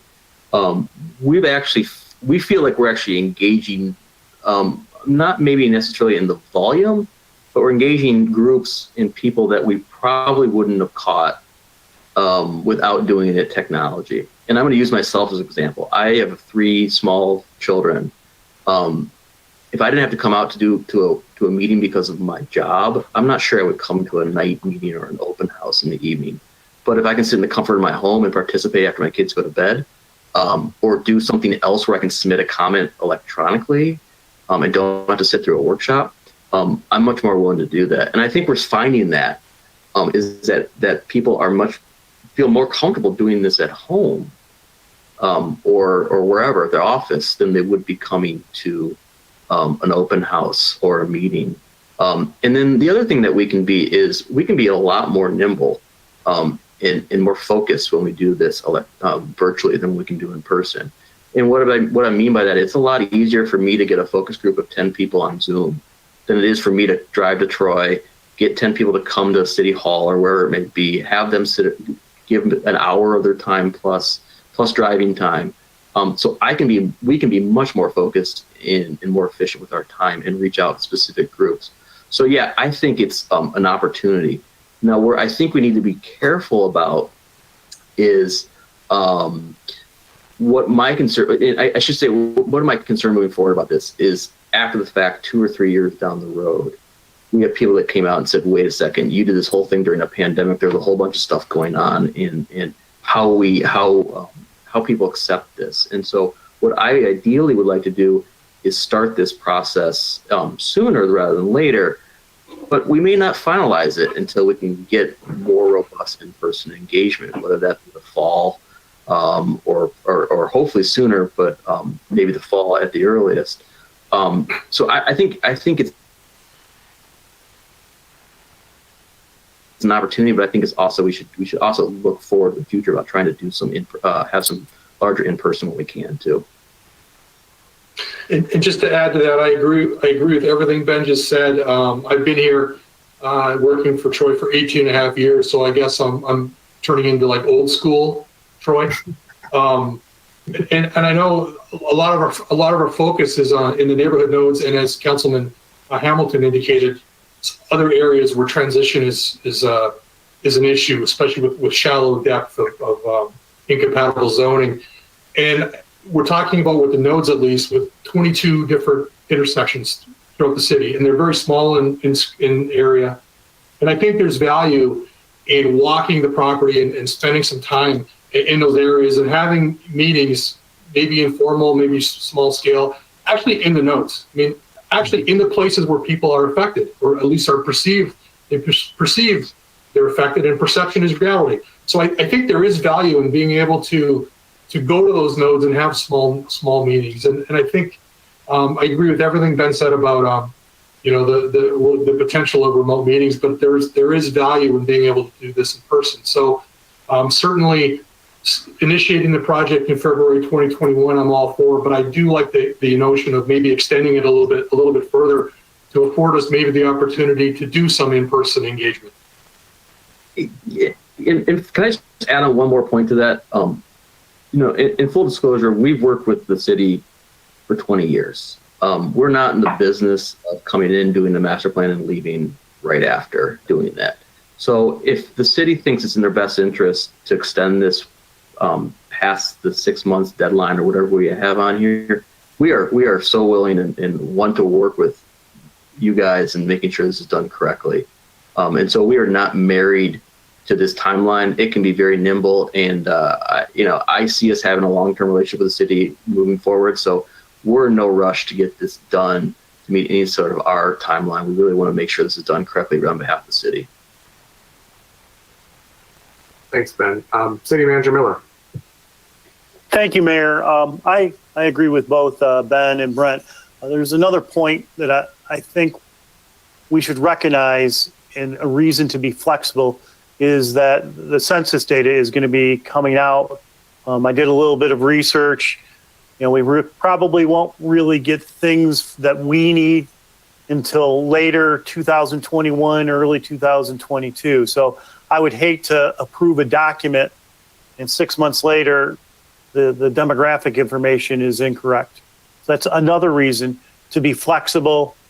Even if we get some draft data from the Census Bureau, we could always follow up with some sort of addendum that we add to it later. But just another point to be flexible to make it a better document. Very good, Mark. Thank you. Councilmember Erickson, go. Thank you, Mayor. A couple other points I wanted to, and these may already be on your radar. So I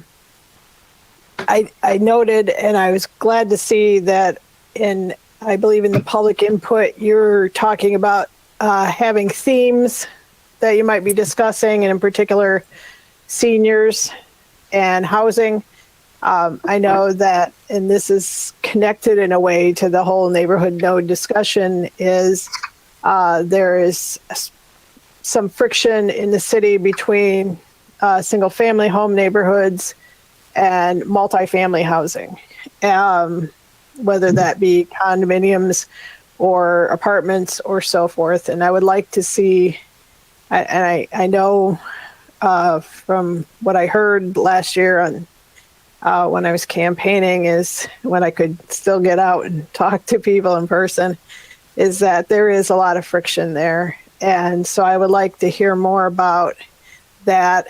And then also regarding seniors, there's been a lot of discussion the last couple of years about aging in place and about how basically flight of seniors outside of Troy, because we don't have a lot of affordable options for seniors to transition from 2,000 to 3,000 square foot colonial to a 1,500 square foot ranch. So I would like to see more community engagement on those issues to see what we can do. And then, of course, I don't know if it was spelled out in the kind of vague term green space, but this kind of, again, goes into the whole issue of development. There's a perception among a lot of people in Troy that we have had too much development, residential development, the last couple of years. So I'd like to get a sense of how the community's feeling about that now. Maybe in the era of COVID, that's changed somewhat. Maybe people are not as averse to more emphasis on residential development, and maybe it's only intensified. So I'd like to make sure we look at those issues. And I echo what City Manager Miller pointed out about the census. I think it's very important that we have really good data for what our demographics are, which could have changed dramatically in the last 10 years. And I would hate to see us put together a plan and have it not reflect the diversity or the changing demographics in Troy. So thank you. Good points, Councilmember Erickson Galt. Additional questions or any discussion points before we look at moving a resolution? Okay. Mr. Mayor, I just want to add one thing. I just also want to make it clear to this council is that we've put together these topics of discussion as part of the master plan, and these have been percolating for a number of years. So we didn't really, this isn't pulled out of thin air.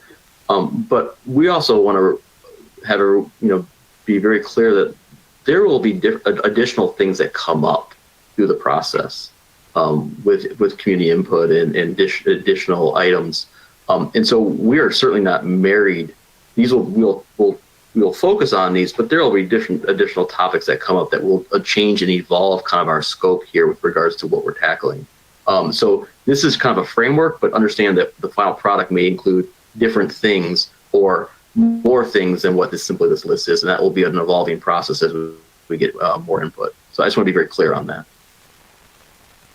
Very good, thank you. I actually had a quick question about the neighborhood node focus groups or the top conversations about neighborhood nodes. When the concept was first done, as far as the major overhaul of the master plan in 2008, was there a focus on those neighborhood nodes with the residents and the community engagement then? They didn't probably know what they were as much as they do now, as we've had more development. But I'm just curious that from a historical standpoint, Mark, maybe you know, and raising your hand, what if that was addressed back then and how I'm sure it's changed over 12 years. But Mark? So in about 2001, and right before Brent started working for the city, we initiated on the Vision 2020 process, which I had a committee. I think it was called Image and Feel. Lori, I don't know if you were involved with the group, but a lot of staff were assigned. And this was more of a futuring process. So the thing that came out in the Vision 2020 is, one, you really needed to do a new master plan. And then they identified this villaging concept of intensities at the major mile roads. And so when Dick Carlisle gave us a proposal, once I convinced the city manager at that time to do a new comprehensive master plan, Dick Carlisle gave us a more traditional plan. And finally, Dick called me up and said, Mark, I have this crazy idea. You know, you're built out. Why don't we do this topical area? So, to answer your question is that we more took what came out of Vision 2020 to create the villaging concept. It really wasn't discussed in total. And I have to really be honest and truth and forthright with you. My professional experience demonstrates these areas of friction are areas in which single family residential is not reasonable for us to require that because of its location. And in fact, in the early 2000s, we lost a number of zoning cases. So what the question comes down to is, what do we plan to go in those areas, which is reasonable, which someone can, make money off of, and not be single family residential? That's the tough part. And I'm going to be honest. There was I think Ms. Galt mentioned that people don't like apartments near single family residential. However, that is the best transitional use in our playbook for single family residential. The only other less intensive use besides nothing parkland would be single family residential. So that becomes the stickler point. These areas really, if we were to stand up and say you need single family residential, we would probably end up with a fair number of lawsuits. So the key comes is what is acceptable in those areas for the community. And that it's a really tough question because we've been battling this for the 20 years that I've worked at the city. And frankly, everyone battles it. Thank you. And I think to your point, I think we've learned those single family residential neighborhoods prefer townhomes or apartments to storage facilities, for example. So it's a more acceptable transition at times, and other times it's a separate issue altogether. So any other questions before we hopefully move a resolution? Would somebody like to move a resolution? Councilmember Hamilton. I will move I-5, City of Troy Master Plan, proposal to amend the City of Troy Master Plan as printed in the agenda packet. Support. Moved by Councilman Hamilton, supported by Mayor Pro Tem Brooks, that we approve I-5 City of Troy Master Plan, proposal to amend the City of Troy Master Plan as printed in the agenda. Discussion. We just had a bunch. I will add that after our conversation tonight, all my experiences that I've had over the years with Ben and Brent, for that matter, is that I think Carlisle Wortman's the perfect choice to do this for us, obviously, and I feel very, very comfortable in deferring to your expertise on this, Ben.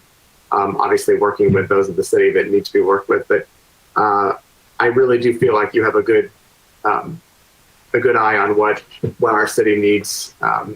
And how to go about doing the proper community engagement at this time. So I look forward to this process with you. And it's now old school Sabada, I think I'll call you, since you called yourself old school. I like that. But it's gonna be a good ride, I think, and good for our city. So there's no other discussion. I will call for the vote, Ms. Dixon. Councilmember Chamberlain-Krenga? Yes. Councilmember Erickson-Galt? Yes. Councilmember Hamilton? Yes. Councilmember Hoderick? Yes. Mayor Baker? Yes. Councilmember Abraham? Yes. Mayor Pro Tem Brooks? Yes. Motion carries. Thank you, Brent. Thank you, Ben. Appreciate it. And look forward to robust community engagement in your plan. Thank you. That concludes regular business this evening. I think we should recess and take a quick 5-minute break just to stretch our eyes and our legs. And let's make it 5 minutes or as close to 5 minutes as possible, just so we can keep going. And so we will recess for now. We'll be back at 9:23. Be right back.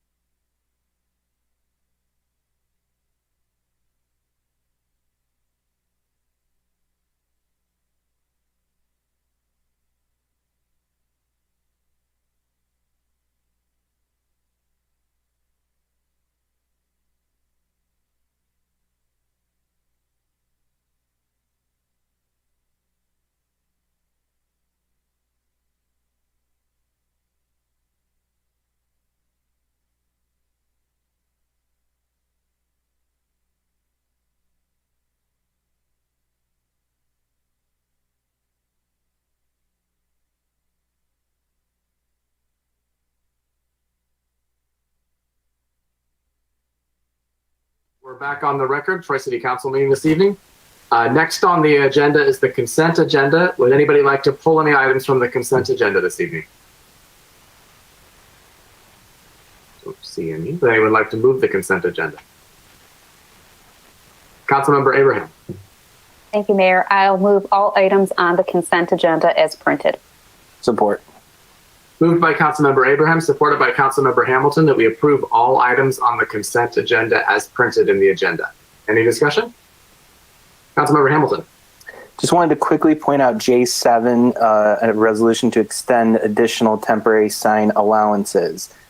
6 months ago, we allowed businesses to have an extra temporary sign to help gain business in the retail area or any area during COVID. And considering that the pandemic continues and that more restrictions have been announced, we've decided to extend this another 6 months. So instead of the temporary signs allowance ending next week, it'll be extended another 6 months. So businesses in Troy, you can keep them out, and we hope that provides you a little bit of leniency during these tough times. Thank you for pointing that out. Any additional discussion? All right, the vote, Ms. Dixon. Councilmember Erickson Galt, Yes. Councilmember Hamilton, Yes. Councilmember Hoderick, Yes. Mayor Baker, Yes. Councilmember Abraham, Yes. Mayor Pro Tem Brooks, Yes. Councilmember Chamberlain Krenga. Yes. Motion carries. All items on the consent agenda this evening have been approved. There are no memorandums and future council agenda items this evening. We had a public comment earlier. No council referrals, so we'll move on to the reports. There are several reports this evening. Anyone like to make any comments on the reports this evening?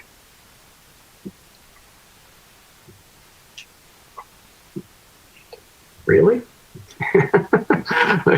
Councilmember Hoderick. I just wanted to reflect a second on the released Plant and Moran investigative report and the forensic audit, accounting investigative corrective action plan update that city administration has provided to us. These were very important steps that we were taking as we worked through what was a very difficult era. And I guess I just wanted to say the forensic audit and what I call the final leg of the audit conducted by Plant Moran, and that final leg was the city council investigation, to me have been all about learning and evolving and coming out better at the other end of a bad chapter in our city's history. The only entity that had not been, looked at closely throughout that whole process was City Council itself. And we certainly needed to hold ourselves accountable. And I'm very glad that we did. The corrective action plan that's included in the report provides details, and I really do appreciate the update there. And there have been many other steps taken along the way throughout the entire process where we found institutional kind of failure cracks and whatnot that we've fixed along the way. And I'm not going to dwell on all that.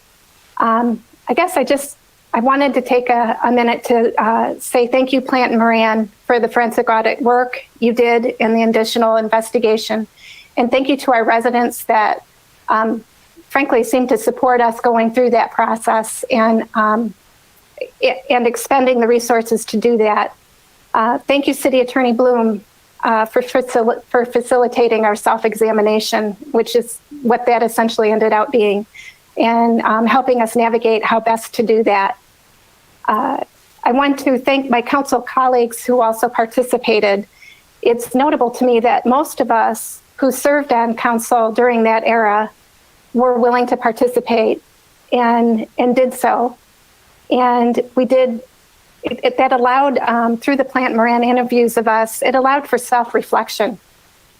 A self-reflection I carry with me each and every day now, in this role and in other roles throughout my life. But I really valued the opportunity to be able to have them interview me, ask me questions, and learn more about what went on.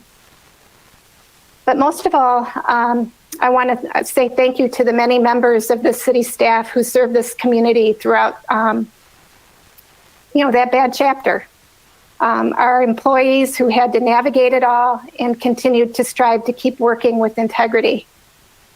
Some of you remain and some have retired or moved on to new jobs. I am sorry for the challenges you faced throughout that era and frankly for my inability to remove those challenges.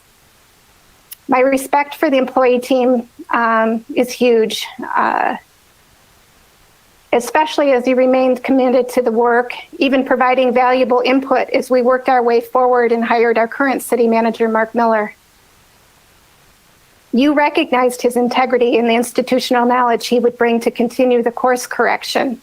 And I firmly believe and would like to state for the record that our city regained its footing and is on solid ground now because of you.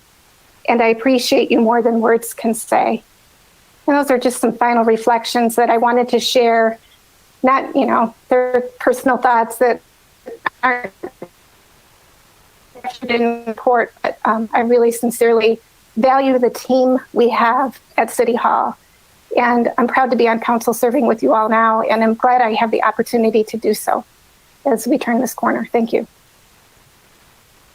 Thank you, Ellen. Very well said. And appreciate.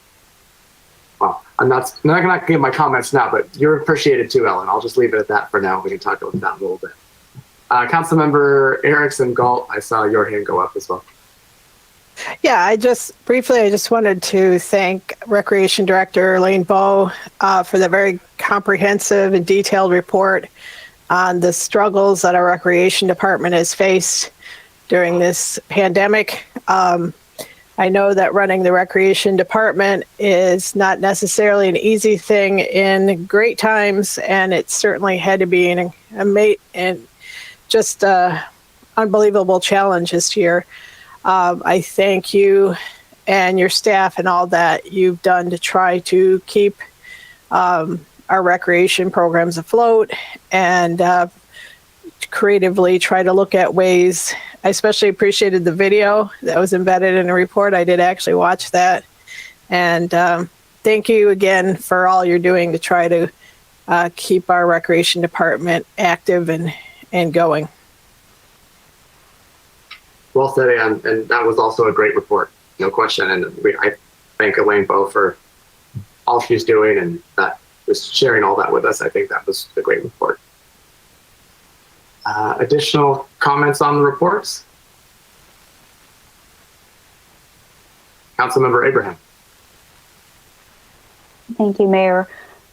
I too wanted to comment on the Plant Moran report. It's ironic that the week that we released it is also the same week that we talked about a community survey, because when you look at that community survey benchmark data that was included, there's a section on local government and trust in local government. And when you look at the benchmark data, whether you're looking at a smaller city to a large metropolis, on a scale of 1 to 100 of whether you trust the government or not, or your local officials, or whether they're representing you in the way that you hope to be represented, the scores are in the 50s. And frankly, that's not acceptable. The government are residents too, and the residents are the government. And the fact that trust levels are so low, in some ways it's not surprising, in other ways it's very shocking to me. So, like Councilwoman Hoderick said, I'm really pleased that we were able to approve this investigative report even taking place.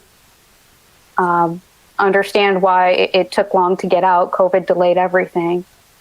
I'm very pleased that we can release it to the public so that they can see everything that we're seeing, and that we can take these results, use it as a basis for our Code of Ethics study session that we're going to have first quarter of next year, and that we can use that report also in context with the Plant Moran report that was released last July, and continue to put due diligence into making sure all of those recommendations continue to get followed up on and continue to get resolved and closed out, and that we keep it in the forefront.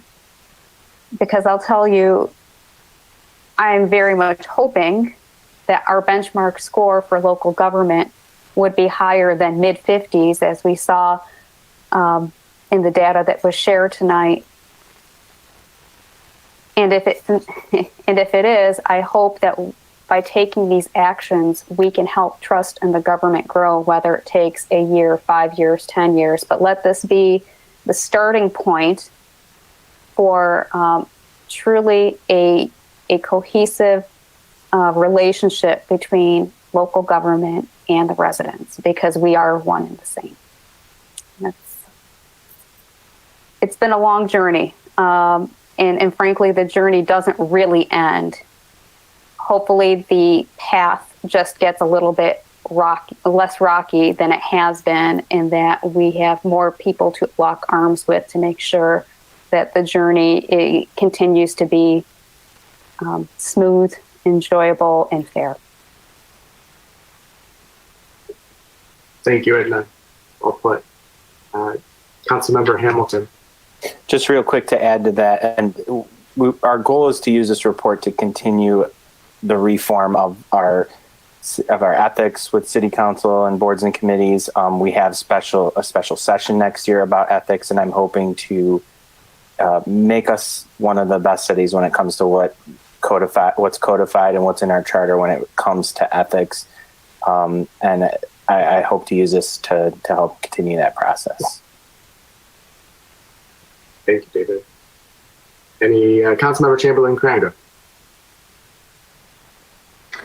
Thank you, Mayor.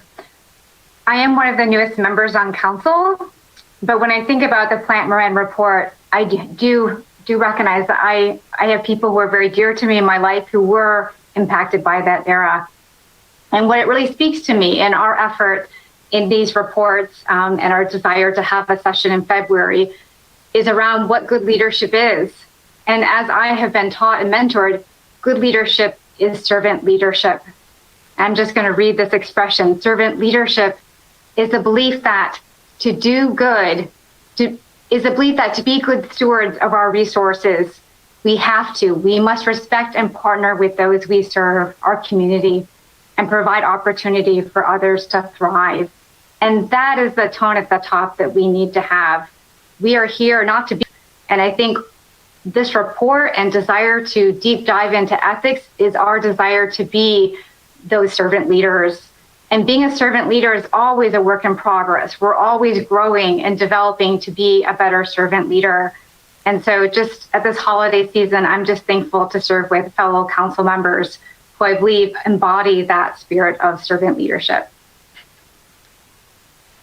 Thank you, Rebecca. Nicely put. Mayor Pro Tem Brooks.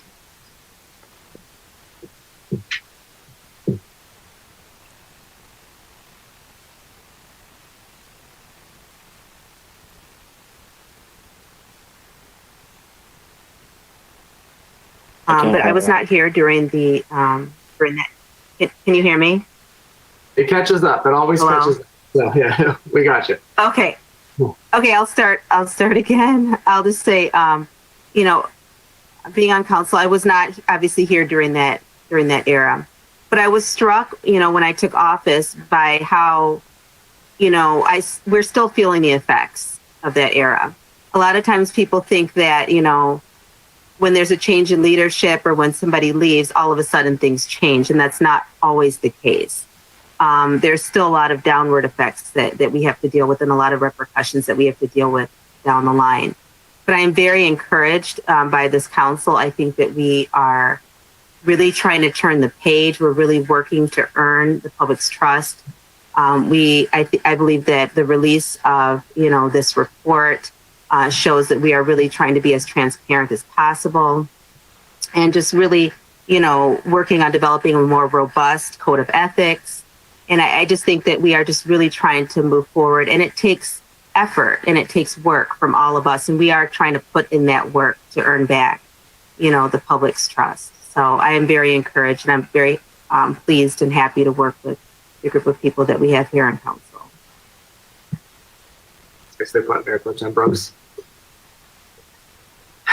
So the Plant Moran report and the corrective action plan, obviously there's a history with those issues as it relates to several of us on council, and certainly for me, when Councilmember Hoderick and I brought the referral that initially started this city council investigation, I wasn't sure that it was going to pass. It seems now like it was a slam dunk. Back then, it was not necessarily as easy. And I'm so thankful that it did. Let me start with that, because I think that what we've done now is provided an opportunity for the city to go from a city with embarrassing headlines and dark marks on its reputation to potentially get to be a shining example of what you can do right with a city of our size, and not just our immediate region, but in the state and Midwest as a whole. We certainly have gone through a tough time as it relates to Brian Kishnick, as it related to all of the investigations that were focused directly on him, all of the blood, sweat, and tears, and I mean tears, that were shed by our city employees as they first dealt with former city manager while he was an employee. And then when they were compelled to participate in investigations, several of them, where they had to relive all those moments in painful resuscitations. And like Ellen said, I am so thankful for what our city employees tolerated, what they ultimately did to keep our city strong by coming forward when they did, by standing tough together to recommend to us that we hire Mark Miller as our city manager when it looked like that might not be where the council was headed. And to Mark, who took over as city manager first on an interim basis at a time when we were in dark and embarrassing days as a city. And to see what Mark has been able to do with steady leadership, with a focus on ethics, proper employee relations, communication, proper team building, transparency, communication to council that's even and fair and consistent, allowing us all to have the opportunity to learn information simultaneously and to provide the best policy guidance for his team. I can't say enough how impressed I have been with Mark's time as city manager and how it absolutely was the right thing for our city when we appointed him, and he hasn't let us down. So thank you, Mark. And to Lori, our city attorney, who has been put in tight spots and between rocks and hard places throughout all of this. And those of us who have been around a little while know exactly what that means. I commend you for your even hand and for your care for our city and for the work you've done to protect our city when we didn't always know what that meant. And yet you did it anyway because you knew what was right. You took your job seriously. So I thank you for what you've done throughout this period and how you've handled the work with Plant Moran, and just through all of it. I appreciate you very much. So thank you for that. The report that was released, or the investigation of City Council, was laughed at by some when we proposed it in the summer of 2019, because it hadn't been done, or it hadn't been phrased in that respect. And people didn't understand necessarily what we meant. And yet those of us who supported it knew exactly what we meant and knew why we needed to do it. And I think you see the result of that now, to really have the final focus be on council and what role we played in allowing Brian Kishnick to have the invincibility that he felt he had, to create a situation where our employees felt like they couldn't come forward anymore. And we needed to look at our actions or inactions. And this report lays out the results of that investigation. And I think I said all along, Brian was investigated multiple times. We we needed to be that final investigative piece to know how we can wrap up this process from that standpoint. And one of you earlier, forgive me, I can't remember which one of you was, said, this ends this chapter in a sense, but it's really a whole new beginning to another set of challenges and opportunities. And I look at the corrective action plan reporting that was included in tonight's reports, and it included a conglomerate of previous reports that city management has provided to us. And I see the great work that's been done so far based on what Plant Moran said in July 2019. And I see where we can go moving forward. We are excited to have our ethics study session scheduled and special meeting for February 1st. That'll be here before we know it. And I think one thing we've learned, what I learned in the campaign last year, what I learned through experience last year, was that our council ethics policy was lacking, and it left us with little options to deal with any potential wrongdoings by one of us. And we need to have a clear focus on how to do that. We updated it in November of 2019, but I think we can go further to become that model for other cities and other communities who may struggle with this. And trust me, other cities and communities will struggle with things like this. We're not alone in Troy, Michigan. We happen to be the ones that got the attention and had the biggest issues, but unfortunately, it's happening somewhere in some city right now as we sit here, and they're going to need the help too. I'd love to see a continued focus with city management to look at that anti-fraternization policy, or at least look at how that can be addressed. We learned some things in this last report as it related to former city manager and a subordinate employee in a relationship. I'd like to see that addressed by city management in some kind of policy that council could be made aware of. Anything we can do to further clarify and define best practices for the relationship between the mayor and council and the city manager and city attorney as two direct reports. I think we always need to be consistently looking at ways we can improve there. We've made some good changes as far as all the work that's been done for our annual reviews of city manager and city attorney, and how we do that, and the formula we created last year can hopefully be used in the years moving forward. But we still, I think, could do some work on updated reports, information, spending and purchasing talked about a little bit. Let me say right now, I don't have concerns that Mark is inappropriately spending funds out of the city manager's office, but I would like to have the opportunity to review a report periodically just to confirm what I already know. And I think that would be a wise thing to do based on what we've gone through.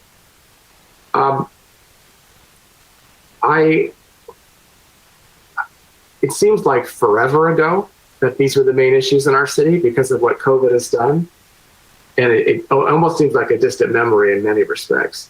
But I think that's precisely the point of why we've needed to do this, because as we move further away, we'll be further away from remembering the traps that we fell into as a council, and future councils won't have those memories that we have. So it's precisely the point of why we've done this. We need to still have what we have in that rearview mirror to be able to guide us moving forward to create the best example and the best policies for our city. So I'm extremely glad that we did this city council investigation. I'm so thankful that we've transparently released this report to the public as we said we would. And I'm also so excited that we are moving forward in a direction to take the corrective action plan based on July 2019's report, new information dictated in this November 2020 report, and continue to make Troy the best city that there can be. And let's be a shining example of what a city can do right under these circumstances and how we can turn things around, build the trust for our community, and be a model for other cities to be able to do it too, so that trust in government can come back and we can see higher benchmarking numbers in future reports for not just the city of Troy, but other places, because local government's important to people, and having that trust is, without it, we're lost. So thank you all for the ride so far. The ride and journey continue though, so let's keep it going moving forward. Again, thank you to everybody. I know I talked a little bit long tonight, but this has been a very important to me so far, and what I've done on city council and what I've gone through. And I want to express again my thanks to all those who helped make this go forward in the right way. And let's keep doing the good work so that we can be a great city again and still. Okay.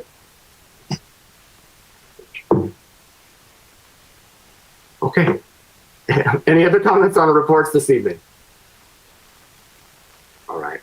Next up are, yes. Mayor, on a very positive note, in the letters of appreciation, where again we see the city clerk and her office getting accolades. Thank you again, Aileen.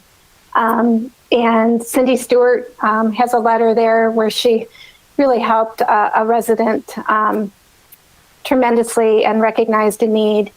And related to ethics, we see the letter of appreciation to Chief Nastasi regarding Sergeant Clark, who was at training, and the letter speaks for itself. And I did see recognition on social media, but shout out to Sergeant Jason Clark for representing the city of Troy well in that training and demonstrating the kind of leadership qualities that we've been talking about here tonight. And really appreciate that and the reputation that builds for us. And I just wanted to mention that because it's the high note of the whole thing is, and again, I constantly see this demonstrated by our team, and I'm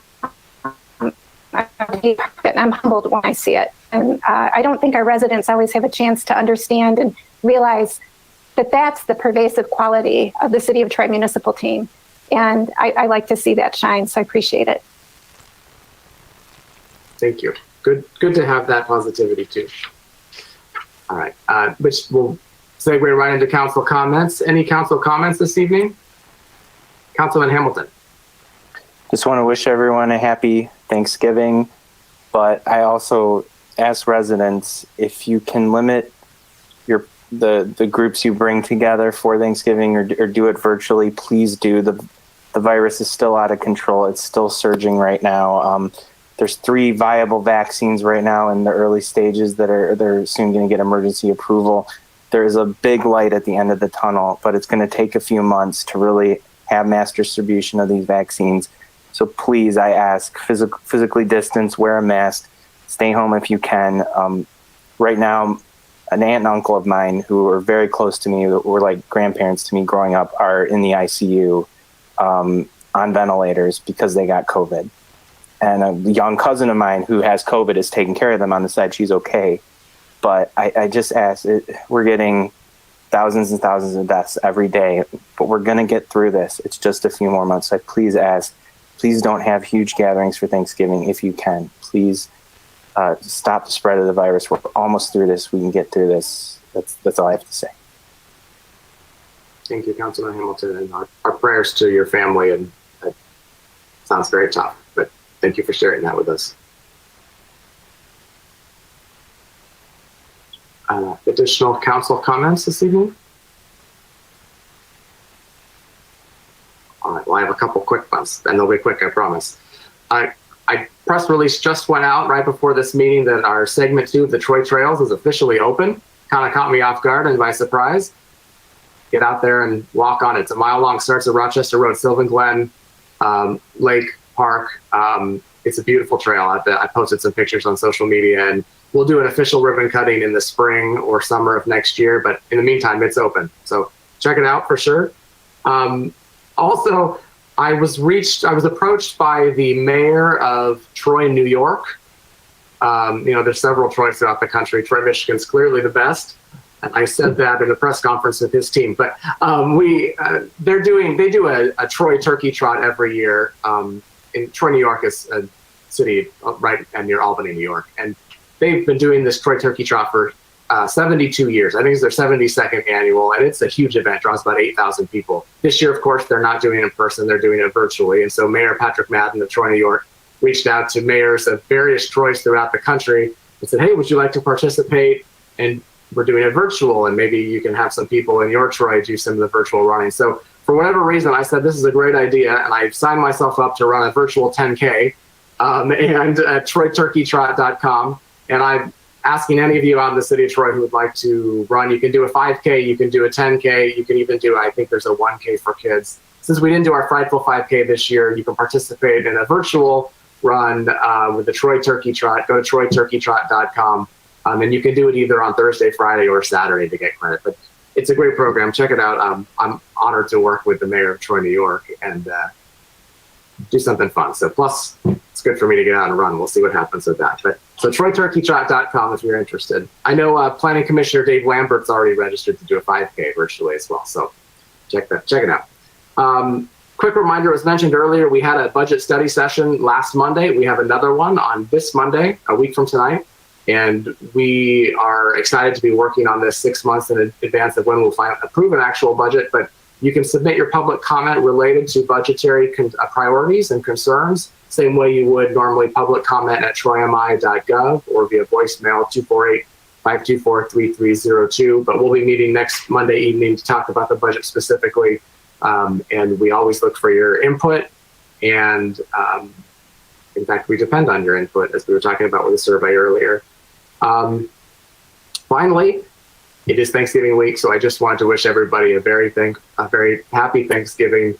It's certainly going to be different for a lot of people. I'm watching YouTube videos trying to figure out how to spatchcock a turkey, because that's what my son wants us to do, and we're going to make Baker family of 5 that's going to have our own turkey dinner on our own. We're going to see how that goes. But truly, Thanksgiving is a lot of things to a lot of people. It's not just about food and football. Let's also try to remember what we are thankful for. And, as we have family members and know people that are losing their lives to COVID or other diseases or just age, I think it's important to remember how thankful we can all be for the good times we do have in life when we are younger and healthier and we're with family, whether virtually or in person.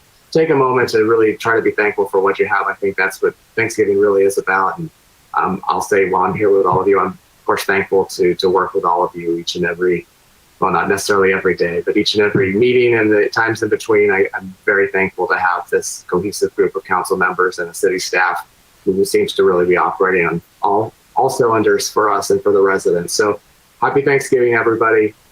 Be safe and be thankful. So we do have a closed session this evening. So we will adjourn from this meeting. And those who are not in the closed session will, you know what, I forgot one important thing. One other thing I'm thankful for is our healthcare heroes, first and frontline responders. I can't believe I almost didn't say it. I said it at a Troy Interfaith Group meeting last night, but I got to say it here as well. We are so thankful for our first responders, our frontline responders, and our healthcare heroes who are now back to working around the clock again, caring for COVID patients and doing everything they can to keep us safe. So please keep them in your thoughts and prayers. Be thankful for them and send that positive energy out there, because they depend on our support and care to get them through some of the toughest days of their lives. Ask a nurse or ask doctors. They'll tell you many of them are really, it's so hard for them. And yet they do it day in and day out because that's what they do for a living. That's what they care about, people. So we're thankful for them as well. So thanks for that addition. We'll adjourn into the closed session. Those of you who aren't part of the closed session, please log off. We'll take maybe another 5 minutes. City Attorney Bloom, City Manager Miller, and we'll come back and we'll be ready for our closed session. So we are adjourned into closed session. And then we're recessing into closed session and we'll adjourn the meeting from the closed session afterwards. All right. We're in recess.